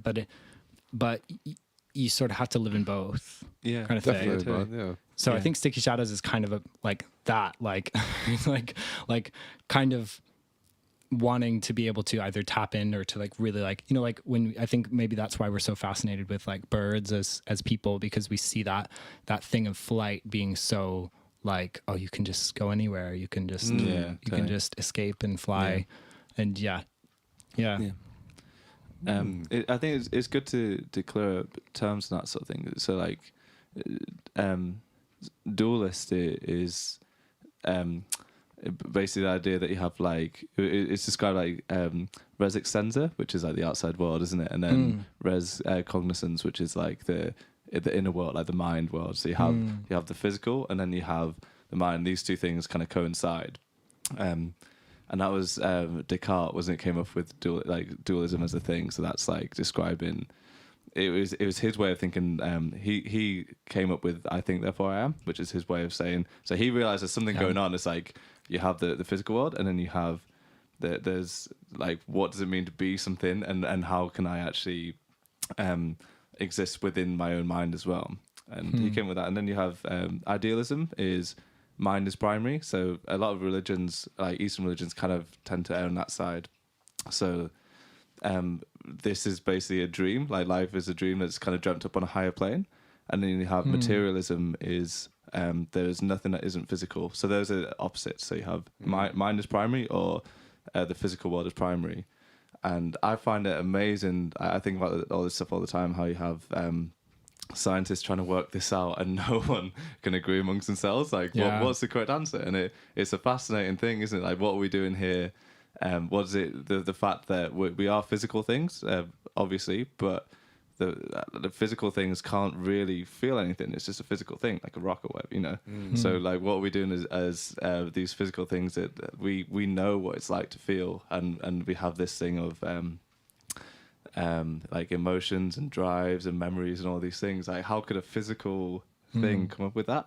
I love getting into that sort of stuff, man. And then basically what you realize is the better science gets at it, the closer it comes to the kind of enlightened religions, like Buddhism and stuff. The more scientists like, there's something else going on here, like, which is, you know, like you can't really explain. So and even in yoga, which is why I like that philosophy, because there's so many different things. A lot of people think of yoga as like, you know, just like Warrior 2 and all these like specific positions, but there's so many different yoga practices. And one of them is about being quite scientific and being quite intellectual and about like picking things apart and being really sort of like, what does this mean? What does this mean? So like, but like, I completely agree with you. Like it's interesting to see how some things that have been out there in the world for us to know as like, you know, texts and things for us to learn are now way later being sort of proven or being discovered by science. I'm not saying that's a bad thing. I think it's a good thing to have both, actually, because there's obviously loads of sort of spiritual practices and things that have maybe a different like intention behind them, and one of those intentions is to control people or to whatever. So like it's good to have science being like, well, yeah, if you drink that Kool-Aid, you're gonna die because it's actually poison. Like so like maybe it's good that you don't do that. So like no, I think science is really important in that process. But it is interesting. Like I think for me with teaching yoga and with practicing yoga, like the only thing that I can really offer to people is like being like, this is your opportunity to tap into your breath, which is tapping into your body, which is tapping into your personal experience right now. Yeah. And that's really a truth that I can't dictate to you and tell you what it is. Yeah. That's your truth. Like that's your experience. And you're going to, like, with those tools, like you're going to make good decisions for yourself if you can tap into that groundedness in yourself, you know? And that's at least what resonates with me. And then I even say, like, you know, if I say that and you're like, that's a bunch of bullshit, like you can take that or you can leave it, you know, because that might not be truthful to you, and that's fine. Yeah. You know, like that's all that I can, like, and I try my best to not just regurgitate like philosophies and information unless I honestly, like, that resonates with me. Do you know what I mean? Yeah. And there's so much for me to learn in terms of yoga philosophy and that entire tradition, which is massive, by the way, and like very complex and full of a lot of like, just you could people get PhDs in this stuff. So I'm not gonna tell anyone that I'm an expert. I don't think I'll ever be an expert. No, but I can at least pass on like that as like, you know, this is what I understand, and maybe this is helpful to you. Is that sort of realization that you might be able to find a bit more connection with yourself, with what rings true to you, and that might help you to just interact with the world and from a place that has more agency. Like you're like, I have more control. I understand like where I'm at. I understand what all that means, and I have a bit more of a choice. In regards to how I interact with that. If that makes sense. Yeah, definitely, man. I find that really interesting. The sort of thing of like you're saying, like you promote this sort of like philosophy of this part of yoga, and someone might not resonate with someone. Yeah.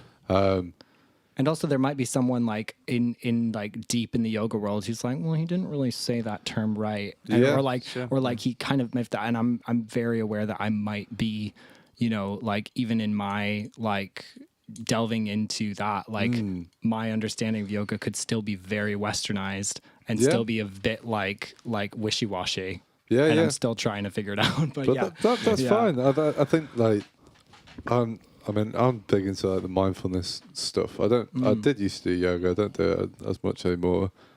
I just like meditate every day. But it's like that thing of finding your personal, whatever your personal thing is, of like bringing you into that space of like being in the present moment. And you know, like it might not be yoga. It might be like reading a book or like going for a walk. It's like it's exactly what you're saying. It's like finding that space, that activity that brings you that space within you, if you get what I mean. I find that really, really, really interesting.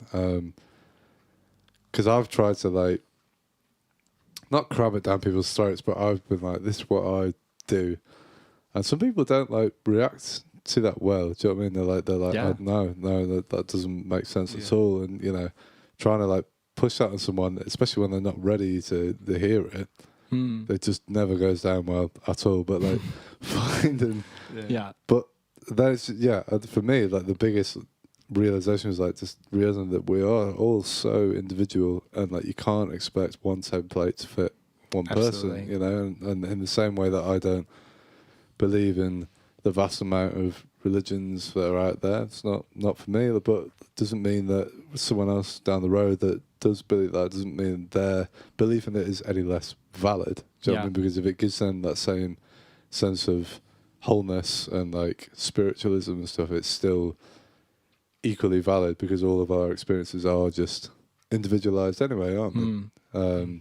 Yeah, I don't know. I think it's really, really interesting.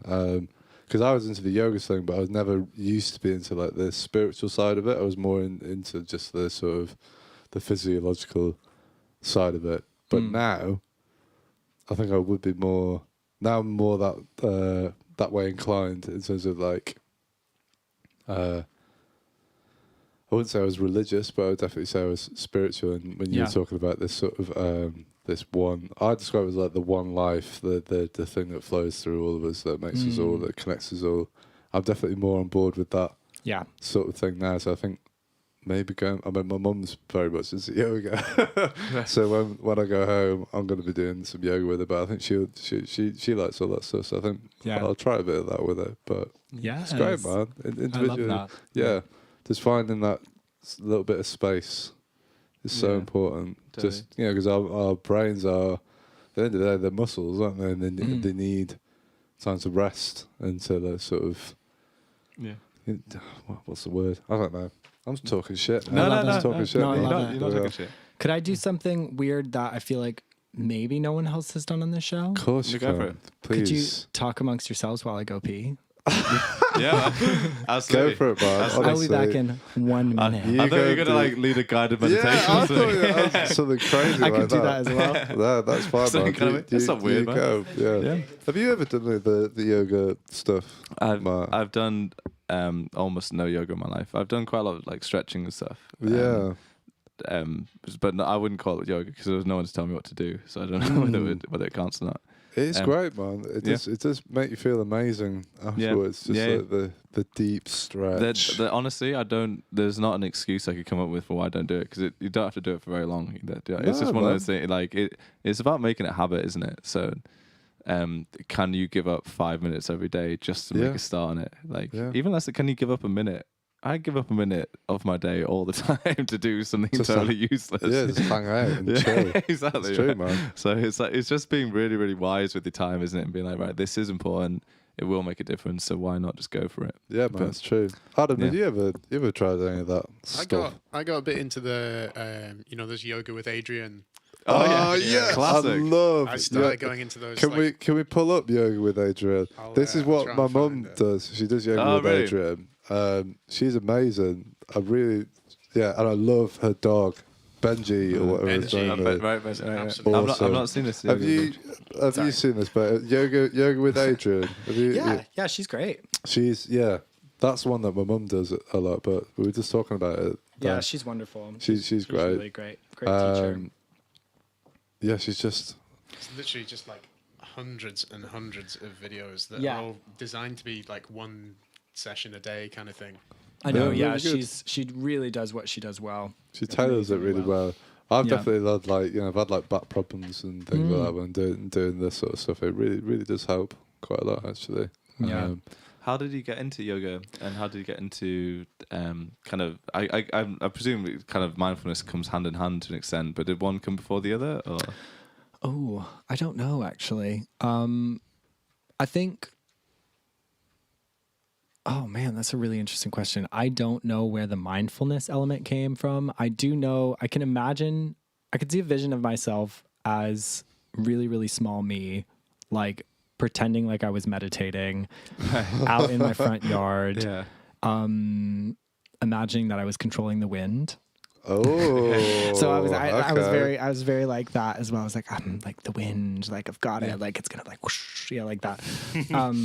I still believe that I did control the wind a bit, but like I think I've always been a very physical person. Like I grew up doing tons of sports and tons of activity. I did loads constantly. I played football or soccer pretty much from the time I was 3 until I was 18, and then within that I did like track and gymnastics and all that stuff. So I think like the physical side of things, when I studied musical theater, I had dance, but I think maybe I was also going through a bit of a sort of finding myself kind of thing, leaving home, trying to like figure out who I am and all that stuff. And I think my oldest sister at that time had maybe already started to get into yoga, and maybe I'd done one thing with her and then became a little bit interested. And then I just started to take some online yoga classes in my like student halls when I was about 18 or 19 or whatever it was. And I just remember doing the classes, and at the end, lying there in what we call savasana or shavasana, and feeling this sort of like vibration, like this vibrating energy, and just like, something was this amazing feeling. And I just thought when I was in that position, I was like, I'm going to teach this one day. Like, I'm going to lead this one day. Like, I like see that, like for some reason, even though I didn't know anything about it. Like something was, I was just like, I think I'm going to teach this someday. And, I kept on, doing it for myself. I had one YouTube video that I just did all the time, to the point where like I just turned off the screen, but had this yoga class going, and I could just do it. And I had a pretty like consistent-ish practice where I would always come back to just doing some yoga, maybe going to yoga classes. And then it wasn't until I moved back to, so basically when I went to New York City, and I lived there for 4 years. And that whole time I was in a long distance relationship with my partner, who was in the UK. And when we decided to get engaged and to go that route, to like, in order to live in the same city, live in the same place, I moved back to Colorado with my parents. Right. Because New York is just insanely expensive. And I got like 5 jobs, and I was working like crazy, like just to make some money towards this visa. But I prioritized, like at that time, this was 2017, this sort of yoga teacher training kind of came up, and it was on my list, but it was nowhere near the top. Yeah. And then all of a sudden it was like there, and I was like, I'm doing this. And so I did that, and it was, I think, August. It was like an intensive like month or 2 month thing. And I became got my 200-hour teacher training end of 2017. And then I moved here in October, and I kind of like within that period started teaching and getting into that more. But yeah, it's been a journey, and it feels really right for me. I think especially because I'm balancing like Queen Bayard and Bay Bryan and like all these other things going on in my life. Like actually the teaching of the classes like brings me balance, and I'm like, I need to teach them in order for me to stay balanced. Yeah, of course. Bro. Yeah. So it's like, it offers that for myself, like within my life, like to find some balance for me. Yeah. I bet it's the same thing when I'm teaching guitar. I'll be saying stuff to someone, and I'll realize I'm literally saying something that I need to hear. Yes. And it's like a deeper part of you saying something like, it'll do like something really similar. Just slow it down, man. It's not that bad. Like, slow it down. You might just need to do it a few more times, but it'll be all right. And I'll be like, wait, I was trying something yesterday that wasn't going, but I just need to, like, what? You know? So it's like there's another part of you. Do you know what you might be interested in? There's a book called The Talent Code. Yeah, I've heard about it. I've not read it, but I've heard about it. You should definitely check that out. Just as a teacher, I think you would really enjoy that, because the book it's basically about the neuroplasticity of the mind, and what is it, neuro psychology or something like that. Right. That might not be true, but it is the neuroplasticity of the mind. I know that's true. Yeah. But basically, it's about. Well, he talks a lot about the relationship between the student and the teacher, and like that element of it as well. Yeah. It's fascinating, because I remember, like I used to read like guitar magazines and stuff all the time, and one of my favorite guitarists pointed that out. He said he became a better guitar player when he became a teacher, because he realized there was like there was another part of him which could basically call out like his own kind of like bad habits and things like that, and just becoming aware of that, and basically being able to turn something on yourself and be like, well, I know this about other people, but what about me? And usually you can't really see something in someone else that you can't see a little bit in yourself first. Usually the two would come way more hand in hand than you think. And through that, he'd be saying something and be like, oh, I'm basically talking to myself right now through that. So I'm sure you probably had the same thing with yoga. Like, oh with yeah, teaching that, oh my God, yes. Like if when I practice on my own, that's when I'm having the most difficult time grounding, the most difficult time like connecting with my breath, connecting with my body.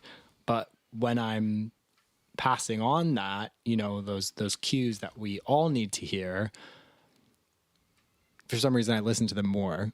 Yeah, exactly. if I'm letting that sort of, like basically structure just like come out, and it's serving other people, it's also serving me.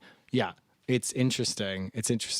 I mean, obviously I'm not in the place that I have been in the past where I'm, like sweating and fuming and being like, I can't relax.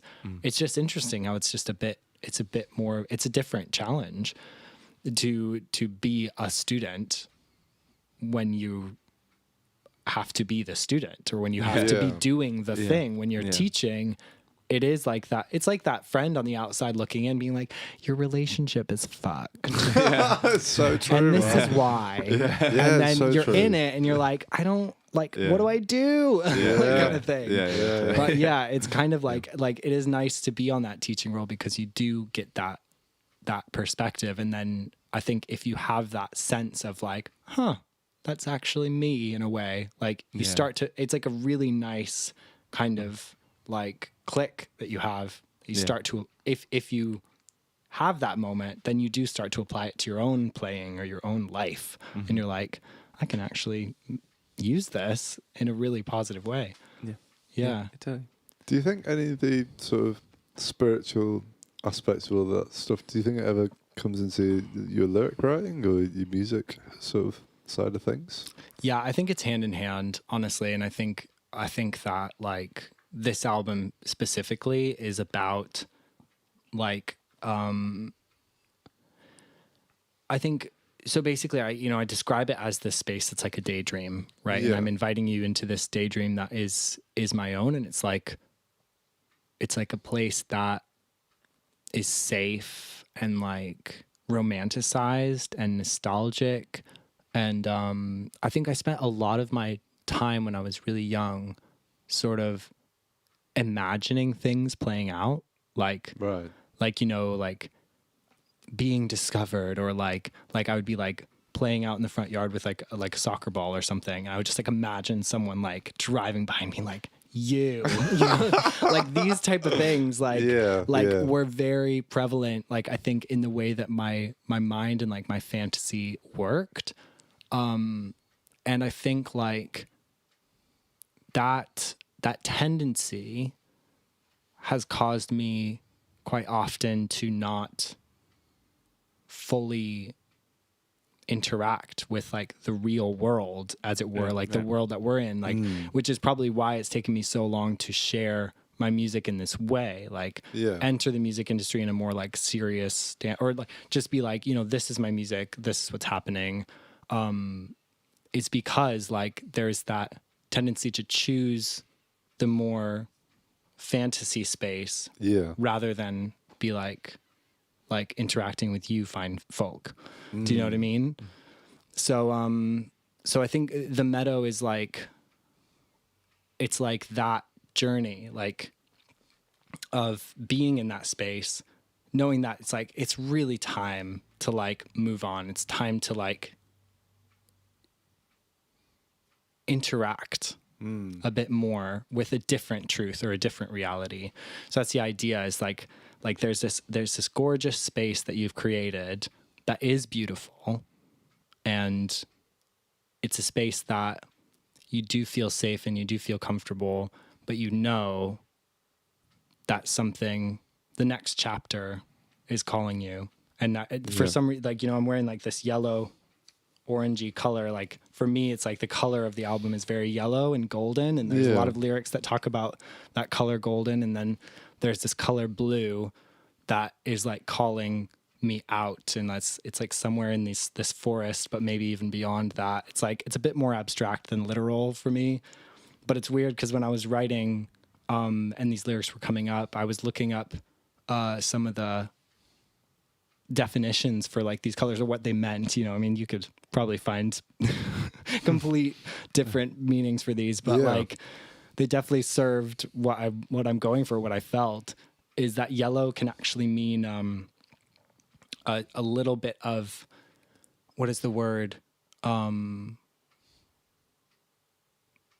Insincerity, or like it's like tricking you. There's like a trickery to it. Okay. To the color yellow. Interesting. Yeah, and then and blue actually has like a more like spiritual core truthful meaning to it.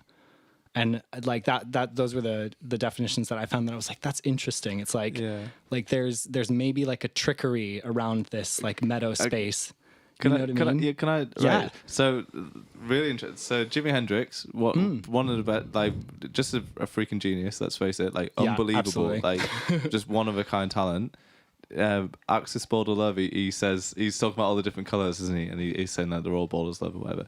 He talks about yellow, and he say, "My yellow in this case is not so mellow. In fact, I tried to say it's frightened like me." So like just started tying with the trickery thing, like saying like yellow's not what it appears to be. Yes. It's interesting that you said that. I don't know whether Jimi Hendrix had a clue about any of this, but he had synesthesia, so he saw. That makes so much sense. Which is, again, it is like this crazy thing where you're people without it can't really understand it, but when so basically like color and sound, like light and sound, as they appear in your brain, they're both just, it's oscillators just like working. So for some people there's a little bit of an overlap, so sound and color end up being the same thing. So when you hear a sound, you also see a color. You literally see it, like so if you don't have it, it's really hard to imagine, but like a note plays and it's like, oh, red, like you literally see it in front of you, kind of thing. It's amazing. So the fact, it is amazing, but the fact that he kind of saw like trickery or like deceit in yellow, and then you're talking about it, That's like, crazy. I've never heard that before. Yeah, it's interesting. Because it makes you think there's there's got to be something to it, right? There must be something to it. Otherwise, it's a very strange coincidence that someone with synesthesia can see yellow as being like deceptive, and then you can say it from your standpoint. Interesting, right? It is trippy. I love that. Yeah. Fuck knows what that is. Yeah. What that, Yeah. I think it has to be, well, for me, like I think it's got to come from like an ancestral kind of place. There has to be some sort of association. It's the same with the what's the paralysis? Sleep paralysis. Yeah. You know, people see like the old woman on the chest, or when. Have you ever had sleep Have you ever paralysis? had that? I have, yes. No, I have, absolutely. Are we talking about just like literally you can't You like, can't move, yeah. but then Yeah. a lot of time people talk about like having this woman, like an old woman, which I've had there. like twice now. It's like horrible. it's literally an old woman? Yeah, so I've I've not had had it. that. I had to Google it because when I had it, I was like, "What the hell just happened?" Apparently, it's quite common. Thank God. But it's and again, like you said, it's probably an ancestral thing. But for some people, they get sleep paralysis. So sleep paralysis, you wake up a little bit before. You wake up in a certain part of your sleep cycle, and your body, as like a preparation thing, releases certain hormones, and those hormones basically make you like you visualize something in front of you that's not really there. And for a lot of people, it happens to be like an old hag. So it's called like the old hag. I was actually thing. going to ask, like, is it like Baba Yaga or something? It could be, man. It could be, yeah. Wow. Adam, do you want to Google this just in case people at home are going like, "What the hell?" It's true. So I've had it twice now, and one time was at the foot of my bed, just like looking at me. This like kind of old ghostly thing. Wow. And I've had it as well, where it's like basically been right next to me. And I've woken up and neither time I wasn't really scared. I was more just really like curious. It's like why. So I don't think I had it as bad as other people, but some people have it where they're basically being like straddled by like an old kind of witch lady thing. Wow. That's so cool. And some people also just have sleep paralysis where there's no like visualization, no hallucination, but you just wake up feeling like everything's wrong in the world, and you can't move, and you want to scream but you can't, and all these things. And it's just something the body does. It's not magic. It's not an illusion or anything. It's just a a really, really strange physical thing that happens. That's Yeah, fascinating. the night hag. Here we go. Night hag. The night hag, or old hag, is the name given to a supernatural creature commonly associated with the phenomenon of sleep paralysis. What? Okay. That's fascinating. So you'd never heard that before? No, Bay? I've never heard that before, but like I am actually quite like I've always been really intense in dreams and have Okay. like quite a lot of lucid, like I know I'm dreaming kind of like Where- dreams. Where you have control? A Or certain is it- sometimes I have control, sometimes I Right. don't have any control. Okay. And quite a lot of those dreams where I'm like running, but I can't run as fast as I know that I'm capable of. Classic. And Yeah, that type yeah. of thing, or like the one where you're trying to. Well, for me, it's like it's a lot of flying dreams, but like I have to like bounce, like I'm on a moon, like moon bounce to like get to the point where I can fly, and it takes like a Okay. lot of like bouncing sometimes to actually like get away To from get up. gravity, kind of. Right. Okay. Interesting. Yeah. Yeah, a lot of people like I've done a bit of a YouTube thing. Yeah. People would say that you can train yourself to be You can. a lucid dreamer. I've never really. The only lucid dream I ever remember is one that I had like a recurring nightmare when I was younger, in my old house in Radcliffe in Manchester. Mm-hmm. Basically, it was like the living room here, the kitchen here, and there's like a corridor, and there's like a central staircase, and it went up to the bedrooms. Yeah. And my bedroom was up here on the right. And in this dream, I would wake up from my bedroom and like hear something downstairs, come down the stairs, and then as I got to the bottom of the stairs, this like literally looks exactly like a Dementor out of Harry Potter. You know what I mean? Right. Big black cloaked, can't see its face, whatever. And I'd turn around and run up the stairs, and then it would grab me. I feel it grab me by the foot. I'd turn around and then yank me, and I wake up.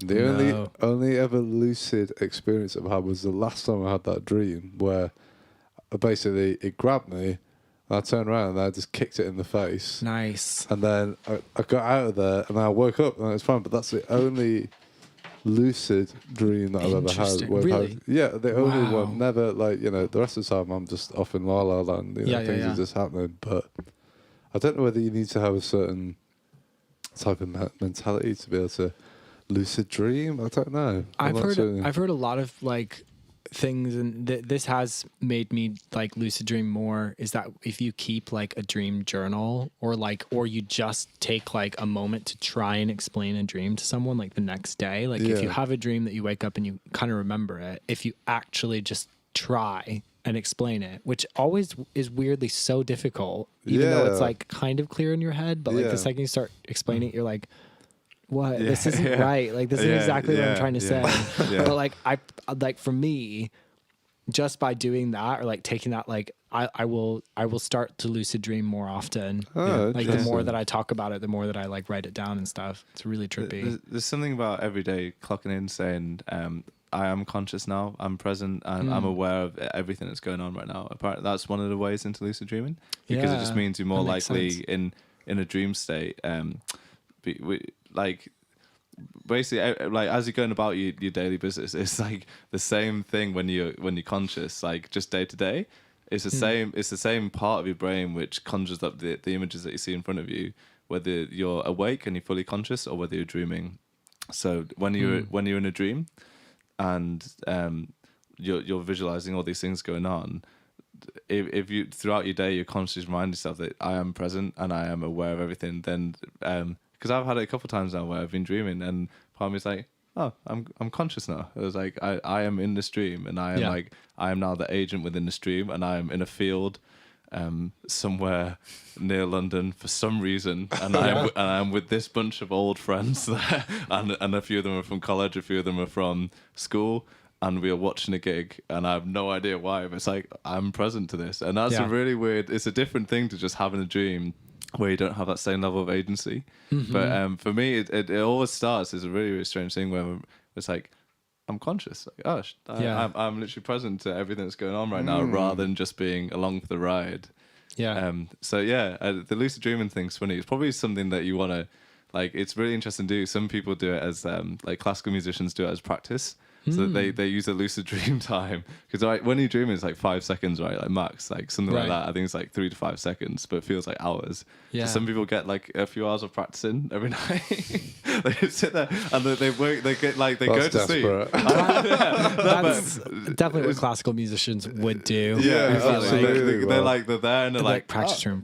Yeah. So they have a Constantly. dream. They wake up. They take the bus into town. They get into a practice room and they spend a few hours just like working stuff out. But Actually, they're to doing, be you know, fair though, it's not like interesting. I feel like that practice room space is such an like a magical space sometimes. It is, like, totally. It to be, is. yeah, like there is something about like when you do get into the zone with something, whatever it is, whether it's songwriting or like playing an instrument or like, oh, I don't know if you guys have ever felt this before, but you know that moment where like all the work that you've put in, like you just kind of, you feel like you've been kind of at a similar space, and then like one day, one moment, you feel like you've like leveled up, like you're in a video game, Yeah, totally. Yeah. and you're like, whoa, like something has changed, like Yeah. something, like it's such a cool experience, like as a musician or as a whatever, like all of a sudden you're just like, I am better Yeah. Yeah. than I was. That's it. Yeah. Like yeah. I have, something has integrated, something is set. Yeah. It just clicks, doesn't it? It's really- sometimes? Yeah, it's fascinating.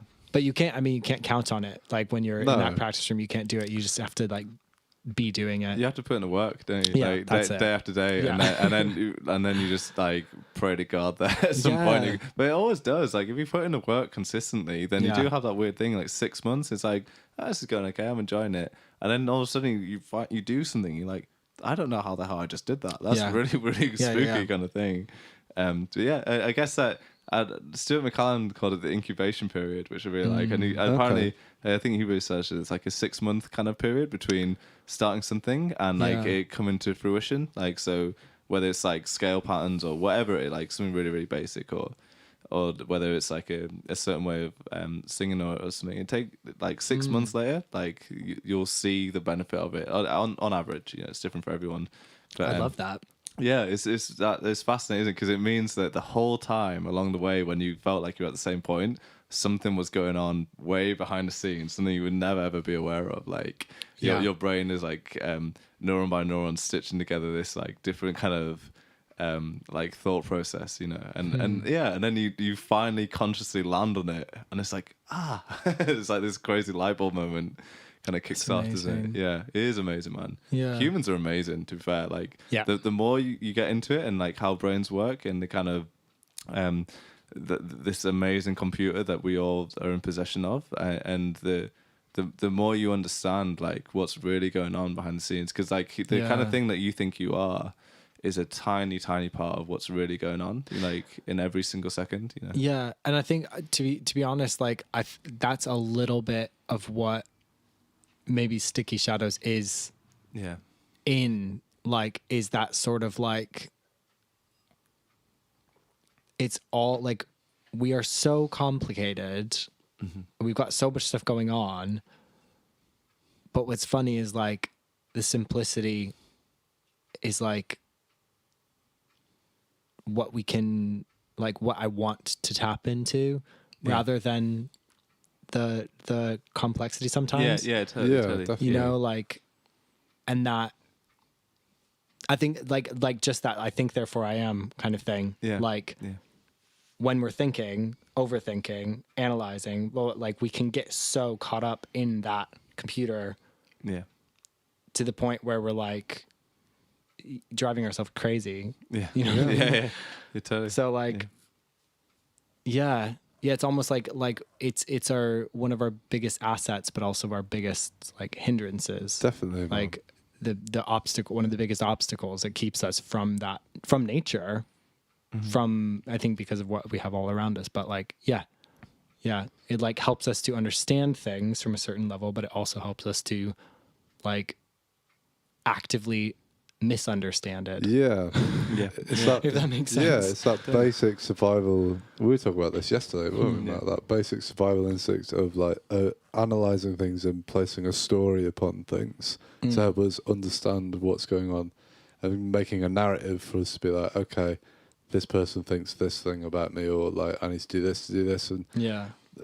we have that because it's like that's what's helped us to become where we are in the human race right now. Do you know what I mean? It's helped us to like build societies and like, you know, make decisions and think about the future. And it's like, what do I need to do to survive for the next thing? Which is wonderful. It's a really great tool, but like you just saying, also it's a huge hindrance as well, because if you listen to it too much, it gets in the way of what is, which is like the present. Yeah, you're missing it. Do you know what I mean? You're missing all that's going on right now because you're listening to this voice that's just constantly just like one of my friends and I at a music festival like 5 years ago or something. We were a little stoned. we were a little weeded up, you know, but we had this revelation, which honestly like has stayed with me until, you know, I constantly think about it. And like in this conversation, I'm like, oh my God, this is like this moment that like, you know, we had this thing, which you guys have probably had as well, maybe like in a different way. But like, we were like, humans are like the philosopher and the dancer. Like, basically, like, you know, we have this thing where we're like constantly philosophizing about like what is the meaning, and like it's very head energy, you know, it's very like, what does this mean, what is this, very analytical. And then there's the dancer part of us that actually is like the flow element that's really just like in the body, and it's kind of that animal, it's the nature side of our things. It's actually we're not asking any questions, we're just feeling it. Definitely. And like I think like we are kind of this like dance between the two, like this philosopher and the dancer. It's true, under man. the stars in Colorado, just a little bit stoned, what more do you looking for want? my friend's flip flop. Like, where did it go? Where did it go? Totally. I love that, man. I mean, I had the same thing at the start of this year. I basically had like a weed flapjack. Had a fucking massive, like, just I wasn't having a good time. Let's put it like that. True. But it did. Basically changed like your whole life. It changed my entire life, Yeah. man. Because it was I realized there's that like you were just saying, there's that separation of like this thing in my head, this voice in my head that was like this constantly analytical mind, and then like this the observer, the presence, the thing that can hear the voice, the thing that like is the thing that like sees things as they are, like just that moment of just realizing that because I always thought like the thought that like, this kind of like voice in my head was me, because it sounded like me. It sounded like my voice in my head, so I was like, that's me. Yeah. So like when I was like worrying about things, I like needs to do work, and it's like, that's me. And if that's me, I've got to trust that shit because it's me. And then just having that real, basically like there was like the voice, and then me, and then when I had this, I was tripping balls, man. I was absolutely tripping balls. Listen, it's important. But it changed my life, man. But like when I had this experience, I disappeared. Yeah. And then there was just this crazy monkey brain voice. I'm going on for like 4 or 5 hours. I was freaking out. And then when I came back out of it, I was like, oh. I was like, I was there, but I wasn't in control. And I was like, well, okay, so what? There's something separate then. Something was able to observe that, but not be able to influence it. Yeah. And I was like, I realized, I was like, oh my God, like, I've been living my whole life in this, like, dream. Yeah. Do you know what I mean? It's just like this thing that goes on in your head, and you're like, you always think that this is me, this is what I need to be doing. And as soon as you come out of that, and you realize, and that's how I got into the meditation stuff, and it's like, it's being able to put myself back in the opposite of that place, like pushing aside that sort of the thought mentality, the Eckhart Tolle calls it the ego. Yeah.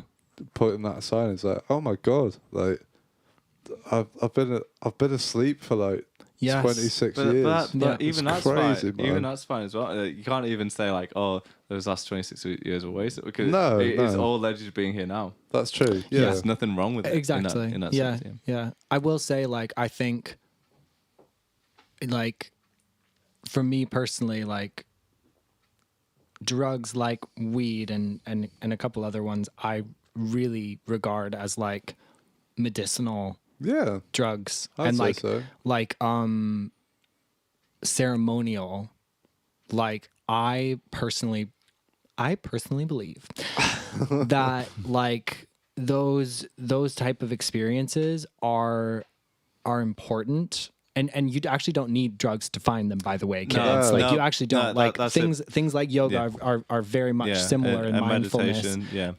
But like I think moments like that are a teaching moment. Definitely. Yeah. And you have that experience, and actually you like what I believe is like, you know, when you have that ceremony essentially, you take that teaching moment, and the journey from that point is, how do I integrate that into my real existence? Yeah. And Yeah. until you do that, you definitely should not be smoking any more weed No, or doing no, any more no, things, no, because exactly. that like every single experience that you have with that ceremonial drug is going to be about that same integration. It's going to be about that same lesson that you are currently learning in your life. That's what I think anyway. Definitely. And so like it really, like the process is, how do I integrate that into my real existence?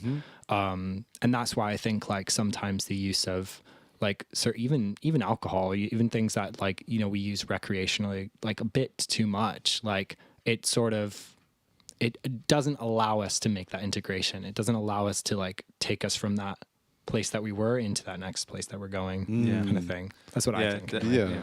I think a big thing around it is intention. Like for me, I used to smoke weed all the time, every day, like, you know, without fail. And my intention of that was because my mind was constantly going, and I needed to get into a space of like where I could switch off, basically, because my mind was constantly like work. I think if you're using it for that reason to come into that place, it's kind of wrong in a way. Whereas if you're kind of, it's like you said, like you need to be in the right mental space to be able to use it, and to use it in a way that's like, how do I put this? Come on, words. Come on, words. Come on. Come on. Like for me, like, okay, so like I always used to be constant. My brain was constantly switched on, and then I would smoke weed, and I'd go fucking brain dead, but I'd be off for a while. Whereas now it's like a habit, and it enhances the experience that's already there, because I'm in a much healthier mental state. I think that's a beautiful thing, and it honestly, like, it has given me like answers to things that I would never have thought of in a normal state of mind. But it doesn't mean, like you were saying, it doesn't mean that's the only solution, because Absolutely. with the meditation stuff, it's basically coming into the same, for me anyway, it's like you're coming into that same state of mind of presence, and basically it's just like turning off, for me it's turning off the voice in your head, or like not different giving awareness. a Tapping different into awareness. a different consciousness, maybe. It is conscious. It's presence, basically, is what I was trying. When I was smoking weed, I was trying to come into a place of presence, and basically the voice becomes quieter. Yeah. The same now with meditations. Like I'm able to do that, and it's given me so many answers to things which I'd never thought I'd be able to get before. Like there'll be things that I'm like thinking about for a long time, and I'll meditate, and it'll just come to me. Like I'll just be quiet, and then this thing will just like drop in, like boop. Yeah. Well, it's like it's amazing. I think, but again, it's like it's so easy to take that thing and abuse it. I know that I'm like that, and you know, we're all guilty of it. It's the same with like drinking and things. It's like if you're feeling shit and you want to try and feel better, taking drugs or alcohol is not. It's not exactly. the answer. It's not the answer. Yeah. It's not the answer. If you're feeling good and you want to have a bit of that, that's cool, man. It's going to make you feel. It basically just accentuates whatever you're feeling, doesn't it? Yeah. If you feel shit, you smoke weed, you're going to feel more shit. Like, you know, it's being in a healthy place. I think people don't know how to find that healthy place outside. A lot of people, anyway, like don't know how to find that place outside of not doing recreational drugs and what have you. Because I was like that for a long time, man. Like to find that place of spaciousness and kind of stuff. It's like I had to take drugs. I had to like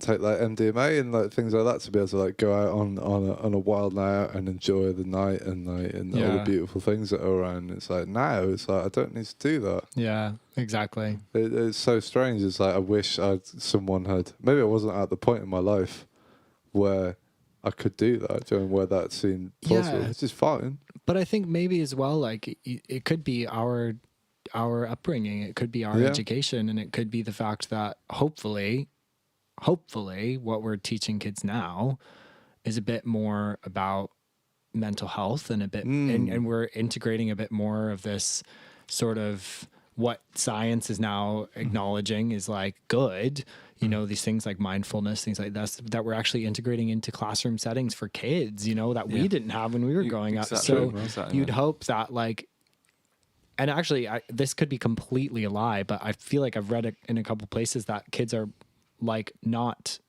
they're actually choosing healthier options quite often, like drinking alcohols with less percentage and stuff like that, because like this healthy lifestyle is more kind of like they like that. Yeah. I might just be like idealizing or like a no, bit, I've but like it could be that. I've definitely heard a similar thing. Yeah, it could be that, like this, like we do like a bit of a high in some shape or form, but actually like it's because it's adding something rather than trying to avoid something. Yeah. Or those the grounding blocks, the foundations weren't set or something. Yeah, we're trying to find a place that is we're trying to access a place that is accessible without that stuff. So that without alcohol and drugs, we can get to that place, but we've not been shown how to do that before. Yeah. So now, like you said, I hope people. I definitely think like even the past year and a half, people talk about mental health like so much more. It's crazy, man. Like I would never really have talked about it that much before. All this stuff. Yeah. I wouldn't have really. Do you know what I mean? Like, but suddenly you have to address it. Suddenly you're on your own for an extended period of time. You've got nothing to distract you. Like, what are you going to think about now? You know? What's your next thought going to be? Yeah. And when you realize that they sometimes, if you're not careful, they can go so negative or like so focused on everything but the present moment, then there's a lot of addressing. So no wonder like we're all talking about it so much more openly than we would have done a while ago, because what else is it? Do you see what I mean? Like you leave a whole civilization alone with their own thoughts. It's like, there's more than meets the eye here. Like I've got some. So I'm not surprised that we're at that point. We've all had the space. Yeah, that's it. That's it. You know? Yeah, it's interesting. It is interesting. Yeah, for me, a huge thing. Like I based it to the biggest step back of my life, and I realized like, it's not about me at all. It never was. It's not about me as an individual. There's these huge questions you can ask, like what we all striving for, what's it all about, and what's the thing that we can do. And so the meaning of life for me becomes like civilization. So like can we create a sustainable civilization that can thrive, and because we have this beautiful gift of mindfulness, man. Like and mindfulness is one word for it. Just the human part of us, like humans are beautiful, you know, and like a lot of humans maybe don't even realize how beautiful we are, but as a race, like we have this innate gift, and I'm sure other animals have it, like elephants and dolphins and stuff like that. But being like we have this gift of consciousness, and we need to make sure that so many more generations can experience that, and we can't do anything to, you know, like what would be the sense in driving planet Earth to the point, you know, and the fact that humans as a whole at the moment we live almost like a parasite in planet Earth rather than living as a part of planet Earth. Exactly. Do you know what I mean? Because like otherwise, we call the last generation like Generation Z or something, right? Like that's not optimistic. No, it's not. Is it? Like come on. Yeah. So what we need to do as a civilization is work out a way of like integrating with society or like with planet Earth. And just making sure that like it can be an enjoyable thing and we can work with it, you know, rather than kind of using it and taking from it and getting to the point where where it's just not around anymore, you know.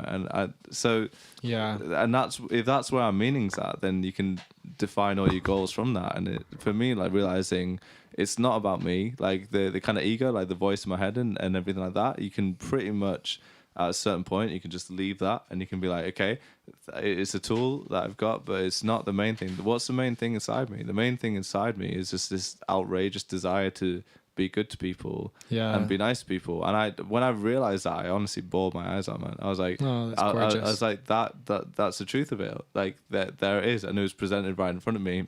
And it's the same feeling I had when I was 3 years old, and I was sat in a swing in my garden in Canada, just swinging back and forth, and just feeling alive, like feeling like everything was beautiful, and that I had a place that you couldn't really describe in words. And when I got back to that, and having like left it for so long as well, you know, like you end up developing this mind, this ego and stuff like that, and you go along for the ride. But after a certain point, when you find this thing of it's not about me. It never was. Like as an individual, my whole point is to be good to other people, and there's a bigger picture at work. There's this huge picture. It doesn't even have to be big actions either. You know, it can be tiny things. Like the way I realized this was I sat outside a petrol station with a homeless dude and talked to him, and I got inside my car after I'd heard about his life, but I felt so sad the whole time when I was talking to him. It's really hard to explain like what was going on inside my mind, but just this feeling of like he's another human. Like he is no different to me. He's a thing that calls himself I. Like he is in his own world, he is the most valuable thing. And from that, I had this kind of weird separation. I'm like, well, he is the most valuable thing. He's me. Like there's nothing different between me and him. Obviously, like, you know. And when I felt that for the first time properly, I cried my eyes out because it's not about me. It never was. You know, is that not such an interesting thing to? You know, and I kind of feel like my whole life has been going towards that point of being like, I love other people more. And when you love other people, you also love yourself, but not in an egoic way, because you don't see a separation between you and anyone else. It's like we are all in this together, and our duty is to be good to one another as a race, not as a selfish entity. You know, you haven't woken up from the universe separate from it. You are just a part of it, like an integral part of it. Yeah, but an equal part of it. You know, there's nothing different. So. I think that's beautiful, and I think like it's interesting to. Because it feels like it might be a balance of like, you know, there's that whole saying that's now really famous, which is like, if you can't love someone else, if you can't love yourself, then you can't love someone else. Yeah. And I do agree with that. However, sometimes getting to that same thing that you're talking about isn't always about just thinking about yourself. Yeah. Sometimes it's actually the opposite. Yeah. Like there's other ways into that kind of love. Yeah. It could be through like giving rather than just taking or just going in. Like yeah. It's beautiful. It's a beautiful subject though, isn't it? It is, yeah. You know, imagine if this planet just becomes this place where humans are educated in mindfulness from the get-go to the, you know, and it's going to take time. Like no matter what, it always takes time. You know, nothing ever happens overnight. It's like bang, cool, like sold. But the thought of it being this process of individuals waking up, and the thing is, no one can teach mindfulness or like kind of being present with people. No one can teach it until they've experienced themselves. So you need present teachers as well. That's kind of a hard one, isn't it? You know, and that obviously starts with all of us as well in this generation. Like when you go on to have children and stuff, can you be really present with them, and can you kind of instill that thing of them? But and it's almost like being on guard, just being like, right, the rational kind of mind, that part of you is gonna want to jump in, and it's gonna want to try and separate itself from things, but that's okay. That's we've evolved to have it, but the next step is to kind of move past that, you know. And that's education. Like I feel like I had some pretty like present teachers in school, but I also had some who were probably not. So and it doesn't matter about intelligence, you know. Yeah, intelligence is just remembering certain things, isn't it? But like there's a different level of like guess you could call it wisdom if you wanted to, but like kind of a greater sense of good, you know. So I think that'd be amazing, man. If just thousands and thousands of years on this planet, just people become more and more present, more and more loving, more and more caring, and through that end up working as another part of planet Earth. So actually working with it, and we just have this sustainable civilization. That's the meaning. That's the meaning of it all. You know, that's what we need. That's the meaning of life. And then through that, like obviously technology gets better and better. People can focus more on art and share their own individual message, which again, by the way, is like the most one of the most important things that we have. You know, what would life be without that ability to share art with each other and to share your individual story? And think how many people you've been moved by who can share their own individual story about, you know, their own meaning. Yeah. You know, you get these guys like Jeff Buckley come along and they just like express their whatever's going on inside them, and everyone just goes like, oh my God. You feel like that's cool. That's I what get it, man. And yeah, I think it's amazing that because there's no meaning past us really. Like, you know, like when we're the most intelligent thing on this planet, and we have this huge burden and responsibility for what matters, because ultimately nothing matters until a mind projects the thing of meaning. Do you know what I mean? Yeah. We go, okay, this matters now. So it's like, well, what are you going to say matters in your life? It's definitely not what other people think about you. No, man. Which is never true anyway. Yeah, because they're not thinking about you. No, because no one gives I can't remember how many times we said this on this podcast now. No one gives a fuck about you, okay? I'm sorry. People, not you, Adam. Well, maybe you as well, but like, yeah, definitely it's true, man. No one cares about you. You're not that important. Like, No, you know, exactly. you're important to yourself, but like in terms of the amount of time that people spend actually thinking about you as an individual is very, very small. And if you are a part of someone's mentality, like if I thought about my family today, but again, that was only probably like 5% of my day, maybe. Yeah. Yeah. So it's like, okay, so if you are a part of someone's mentality, that's great. That you clearly have a special place, but apart from that, no one fucking cares, man. No one cares about you. Like, yeah, and exactly. there's nothing wrong with that. And when I say like no one gives a fuck about you, I mean it in the best possible way, because it means you just alleviate any of that like stress or like feeling of worry about what other people think about you, because they're not. The way I would always equate is like, I remember like doing a lot of like not piss poor gigs, but like gigs where you come off stage and you feel just a bit like, ooh, that wasn't great, and like, you know, you carry that. I'm like, oh my God, I wonder what people are thinking. I can't believe that. And the reality is like, let's say there's that song where you ball something up, a small percentage of people might have noticed it, but like, oh, that was wrong. I would have been like, no, just kidding. Exactly. But that's what I mean, though. But someone I'd have been like, oh, wait, what? That wasn't the right chord. I'm just kidding. I wouldn't do that. I wouldn't do that. But do it.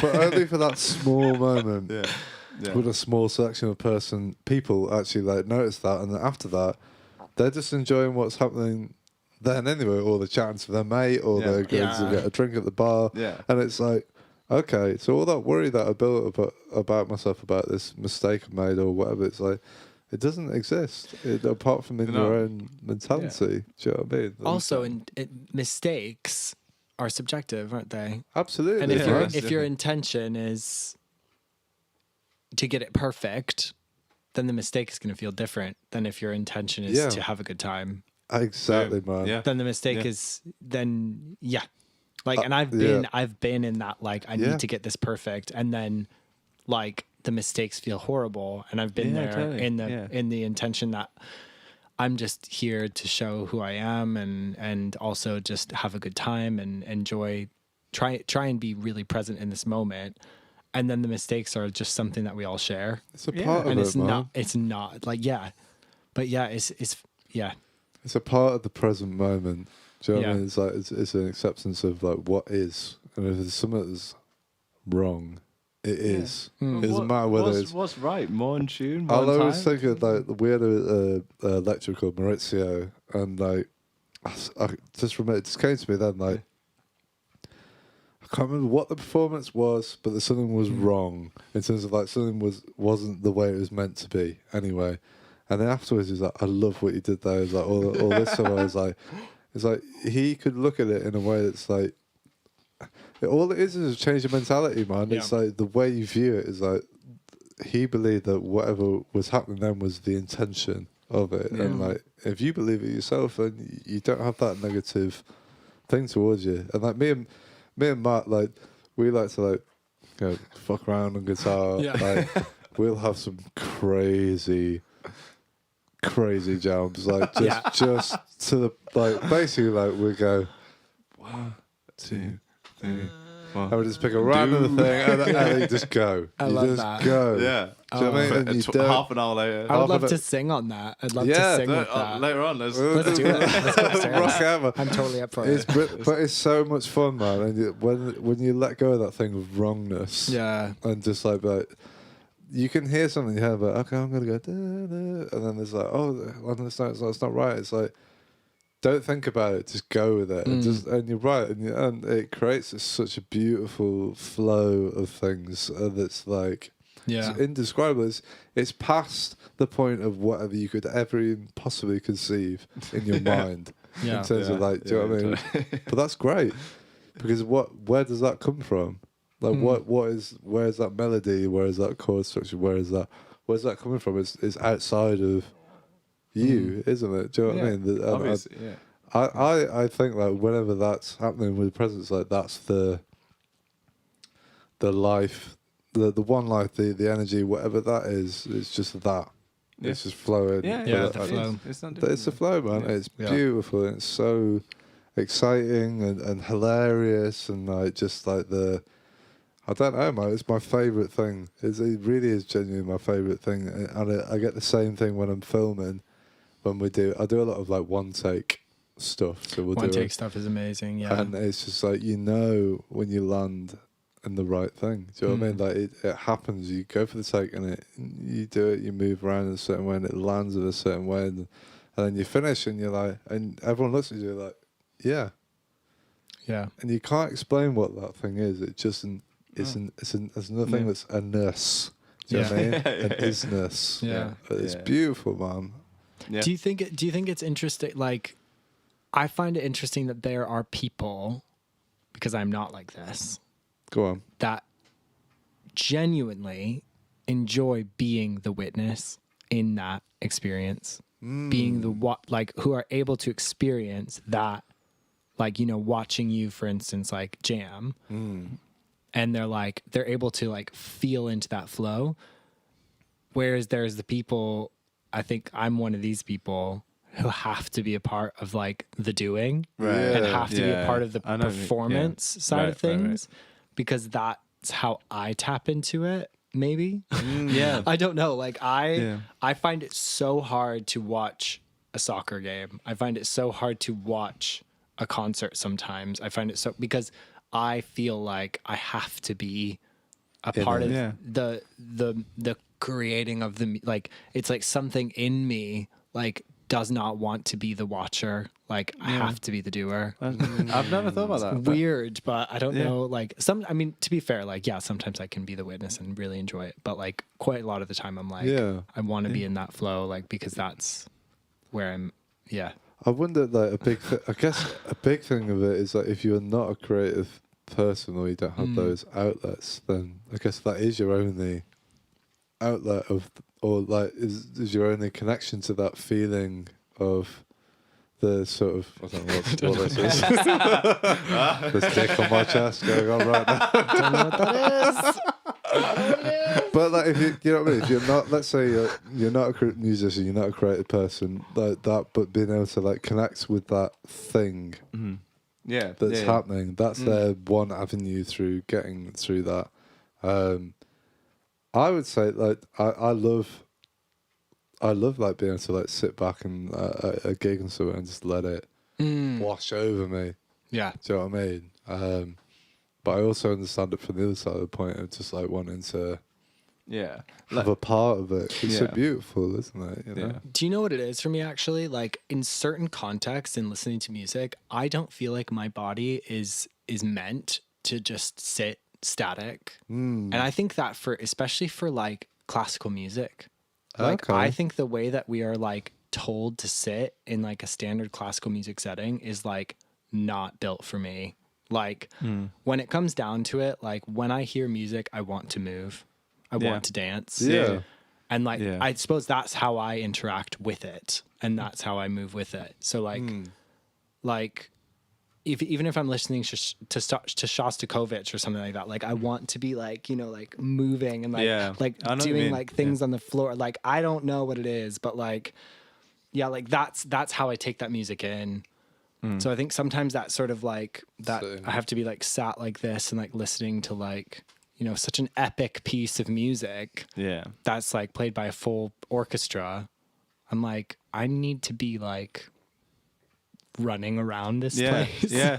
Yeah. something. Yeah. Definitely. Like not necessarily be like the performer that's being seen, but be like interacting with the expressions. Expressing your energy into Yeah. it. Yeah. Yeah, but Yeah.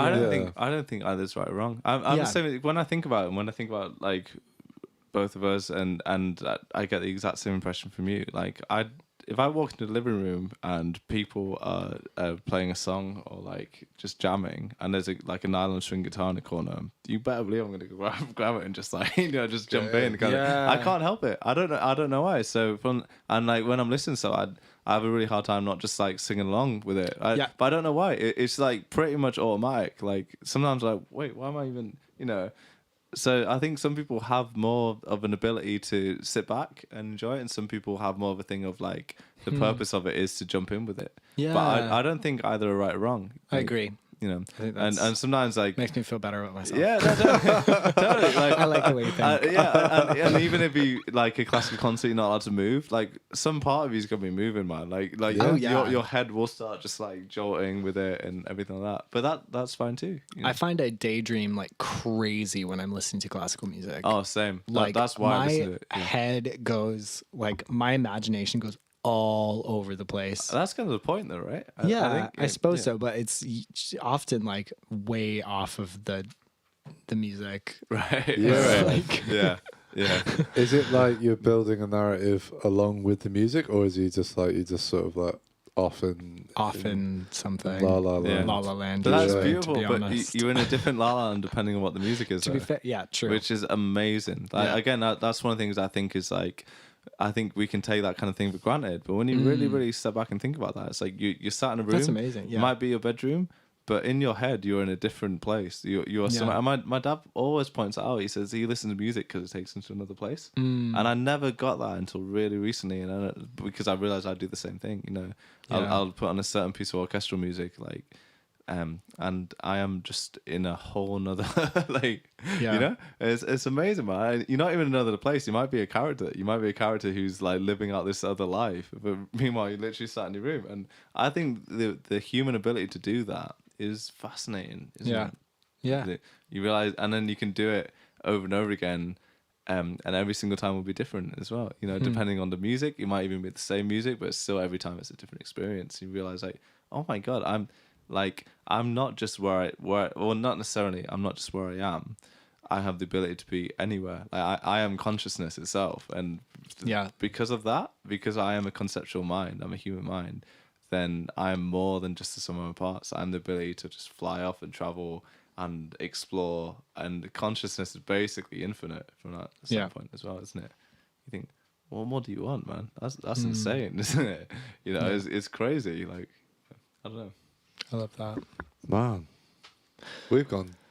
Sorry, I don't think you're gonna Final episode, episode 28. I don't think it was gonna Is this 28? This is 28. Are you man. serious? Oh my goodness. Yeah, it's crazy, man. We've done a lot of them. We always do this. We always go into like, it's always second half. It's like, right, we're going in on like, Infamous second half. yeah, like space That your time. dedicated listeners are like, Jesus. We're here Yeah, again." they switch off after the first half. They're like, okay, This is where they've started drawing. They're just like, this is doodling. they're doodling and like, Damn. like dancing, creating. I can't help like, it though, man. Yeah. And honestly, I'm in love with life. I'm Yes. fascinated by it. Like I want to go on record as saying that it is a miracle. It's unbelievable. Like the fact there's anything at all. What the hell? Like, come on. Like, you know, the more you think about it, the more you dive into it, and the more you ask why, the more you get into the fact that, like, basically, shut the fuck up, Matt. It doesn't matter, but it is clearly a miracle, and it is there to make the most of.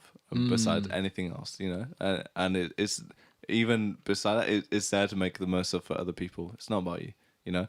Like that's the next stage, isn't it? It's like being able to be like, cool, I can see it all now.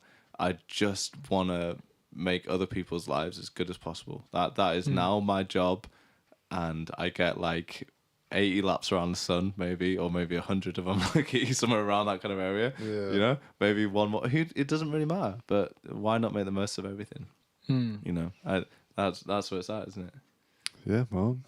Stunning. Stunning. It is. Indeed. Yeah, that's gorgeous. Stunning It's indeed, stunning, man. When you're like, there's something, there's some like a Big Bang happened 13.8 billion years ago, but there's something. What the hell is that? Like, I don't know. Yeah. What's there to know? Like, there's literally nothing to know about it. But you are it. You are as good as it ever gets. And that, Yeah. and honestly, that goes for both of you. It goes for anyone who's listening to this. You are as good as it will ever get because you are here. God knows why. I feel like Matt should have his own just like space I've been podcast. thinking about starting a space. Where Matt just talks down the microphone. I think about No, this I stuff like it. all the time, man. Like on one level, I'm playing guitar, but on the other hand, I'm like, I can't believe there's anything at all. You know? No, Yeah. I love that. You're like the number. Yeah, you're like the sort of. I don't know how to describe it. It's good that Matt's here, basically on the podcast. Okay, thank is you. what I'm saying. It's good that Matt's I here agree. because he pulls in on that thing. But I feel like you're always pulling in on that thing. Like we can all. Every guest that we talk to, we end up talking about some sort of form of this Yeah. thing, don't we? And it's like just tapping into what their version of that is, or like Yeah, do you know, I definitely, think everyone deep down has that sort of part of them that wants to talk about it. It's interesting. It's life, isn't Yeah, it? It's life. So What drives you? What's the point? What's Yeah, exactly. why are you that's doing it, man. Exactly. Like what brings meaning to your life? That's the thing I'm fascinated with. Like because it's different for everyone. That's a really really cool thing about it. Yeah. Like every single person, and no one. Like you are only right if you say this is what matters to me, then you're right. Default. There you go. Yeah. Yeah. That's what matters. It's individual, man. It's Yeah. individual. Right. I'd love to just keep fucking going on. I would. But I'll be honest, we're nearly at a 3-hour podcast. Are we now. actually? There's no way that anyone is still watching. Are there people still watching? Do you don't- know these things? I Can don't- you, can you look these things up, Adam? I don't. Try and find. We have. What's that? It's got to be 0.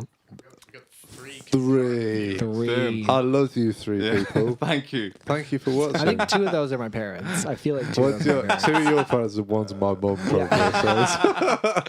So it's fine. Right, let's wrap this sucker up, I think. Stunning. I have one more question to ask you. Okay. No, actually, before we do that, do you want to tell us a little bit about the album, when it's coming out, and where people can find it, and all that? Right. So the album is called The Meadow, and it is a work in progress at this moment. I am aiming for it to release at the end of September. Okay. So this autumn, it's going to happen. And I'm releasing 2 singles, one July 16th, which genuinely is happening. Like it's there. there. It's happening. is an It's isness. available for pre-save, all that fun stuff. Yes. The second single is going to be there at the end of August, so you will be able to enjoy those things. Nice. But yeah, I think if you want to link up with me and you want to kind of follow the journey of that and just engage with that in any way, you can do that mainly by Instagram at _Bay Bryan, or you can also check out my website, which is baybryan.co.uk. And you can also try and find me in real life. That'd be cool too. How would they actually. do that? I Would don't they know. decide to but track you That'd be down? nice. You're gonna have to Find work, you. you can work hard. You can work hard and try and find me. And if they do find you, they've earned the right to talk to you then. In real life, I suppose so. Yeah. Yeah. I am playing at the Whiskey Jar on the Are you? on Tuesday the 13th and also the 20th of this Nice. month. All right. Yeah. Awesome. I'll be able to come along for that. Okay. Come along. Definitely Well, do, man. That's a great night. It's a really good. It's great. I Yeah, really the love those nights. Whiskey Jar is solid. We got some good. Manchester. A lot Yeah. of the artists we've had here, the regulars on that. Yeah. It that is, role. yeah. I mean, it's the place as a singer-songwriter. That's a place to be, like, to be seen or to be heard or to just perform. Definitely, man. Yeah. Cool. Right, one more question, babe, before we wrap this bad boy up. Yes. If you don't think about this too much, Oh no. okay? Just whatever comes to your mind, just say it, okay? Okay. So if you could sum this podcast up in 3 words, Oh no. what would it be? Don't think about it. It could be a sentence, by the way, if you want, like, or just random, whatever comes to mind. It's cool. It's cool. Comfortable, Nice. meandering, Yes. Very good. Very good. full of life, Wow. with hyphens in between. yeah. I like Okay. it. I like it. So that was comfortable, meandering, full of life. Yeah. In one word. Yeah, I like Yeah. that. Nice, Yeah. Matthew. Do you know what we go first? So, Okay. Philosophical, damn. meaningful, fabulous. Yes. Bang. I'm gonna ask Adam Yes. to give us 3 words as well. Also to people, Adam, thank you very much for Thank you, stepping in Adam. Yeah. today. Thank you, Adam. Adam is fabulous. You've done a bloody good job. You know, we'll get you instead of George because we don't really like George that much. So Oh, I don't he's really- a nightmare, isn't he? yeah, I we learned don't like. everything I know from Bye, George. George. Hello, Adam. Come on, Adam. We got 3 words. 3 words. I'm going to go with really lovely people. Ah, Thank you're you. a keeper, you aren't I you? like that. Thanks. Nice, Matthew.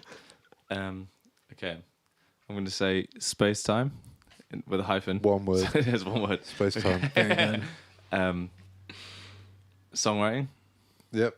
and all with like lots of hyphens. Yeah, like hyphens and I'm so everything. sorry. I think I got a little bit too pissed, and I think I talked a little bit too much about philosophy. That's With lots of hyphens. lots. It's all about the hyphens. It's all about the hyphens, man. Yeah. You should see my press release. It's like it's constant, Hyphens everywhere, Bob. everywhere. Well, I hope you people at home enjoyed this episode of the podcast. Of course, go and check out Bay's stuff Yeah, online. yeah. His new album, which I've heard bits of, sounds great, by the way. Thank you. Sounds It really, sounds really beautiful. great. So you guys, I think, will love it when it comes out. Bay's light session is going to be coming out on Friday, so subscribe to our YouTube channel, of course, to see that coming out. We run all this on a donation basis, so if you want to help us out, there's a link in the description somewhere. I don't know. This is actually our last episode for, well, till August. August. I think, till August. So we're going to be putting out some little bits of stuff throughout the next month, but we're going to be back with a vengeance in August with some new artists. It's going to be a lot of fun.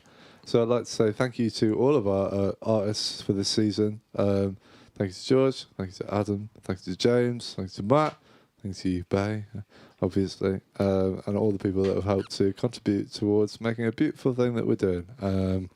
So yeah, we'll see you all in August. I hope you have a lovely July, and we'll see you soon. Goodbye. Bye. Bye.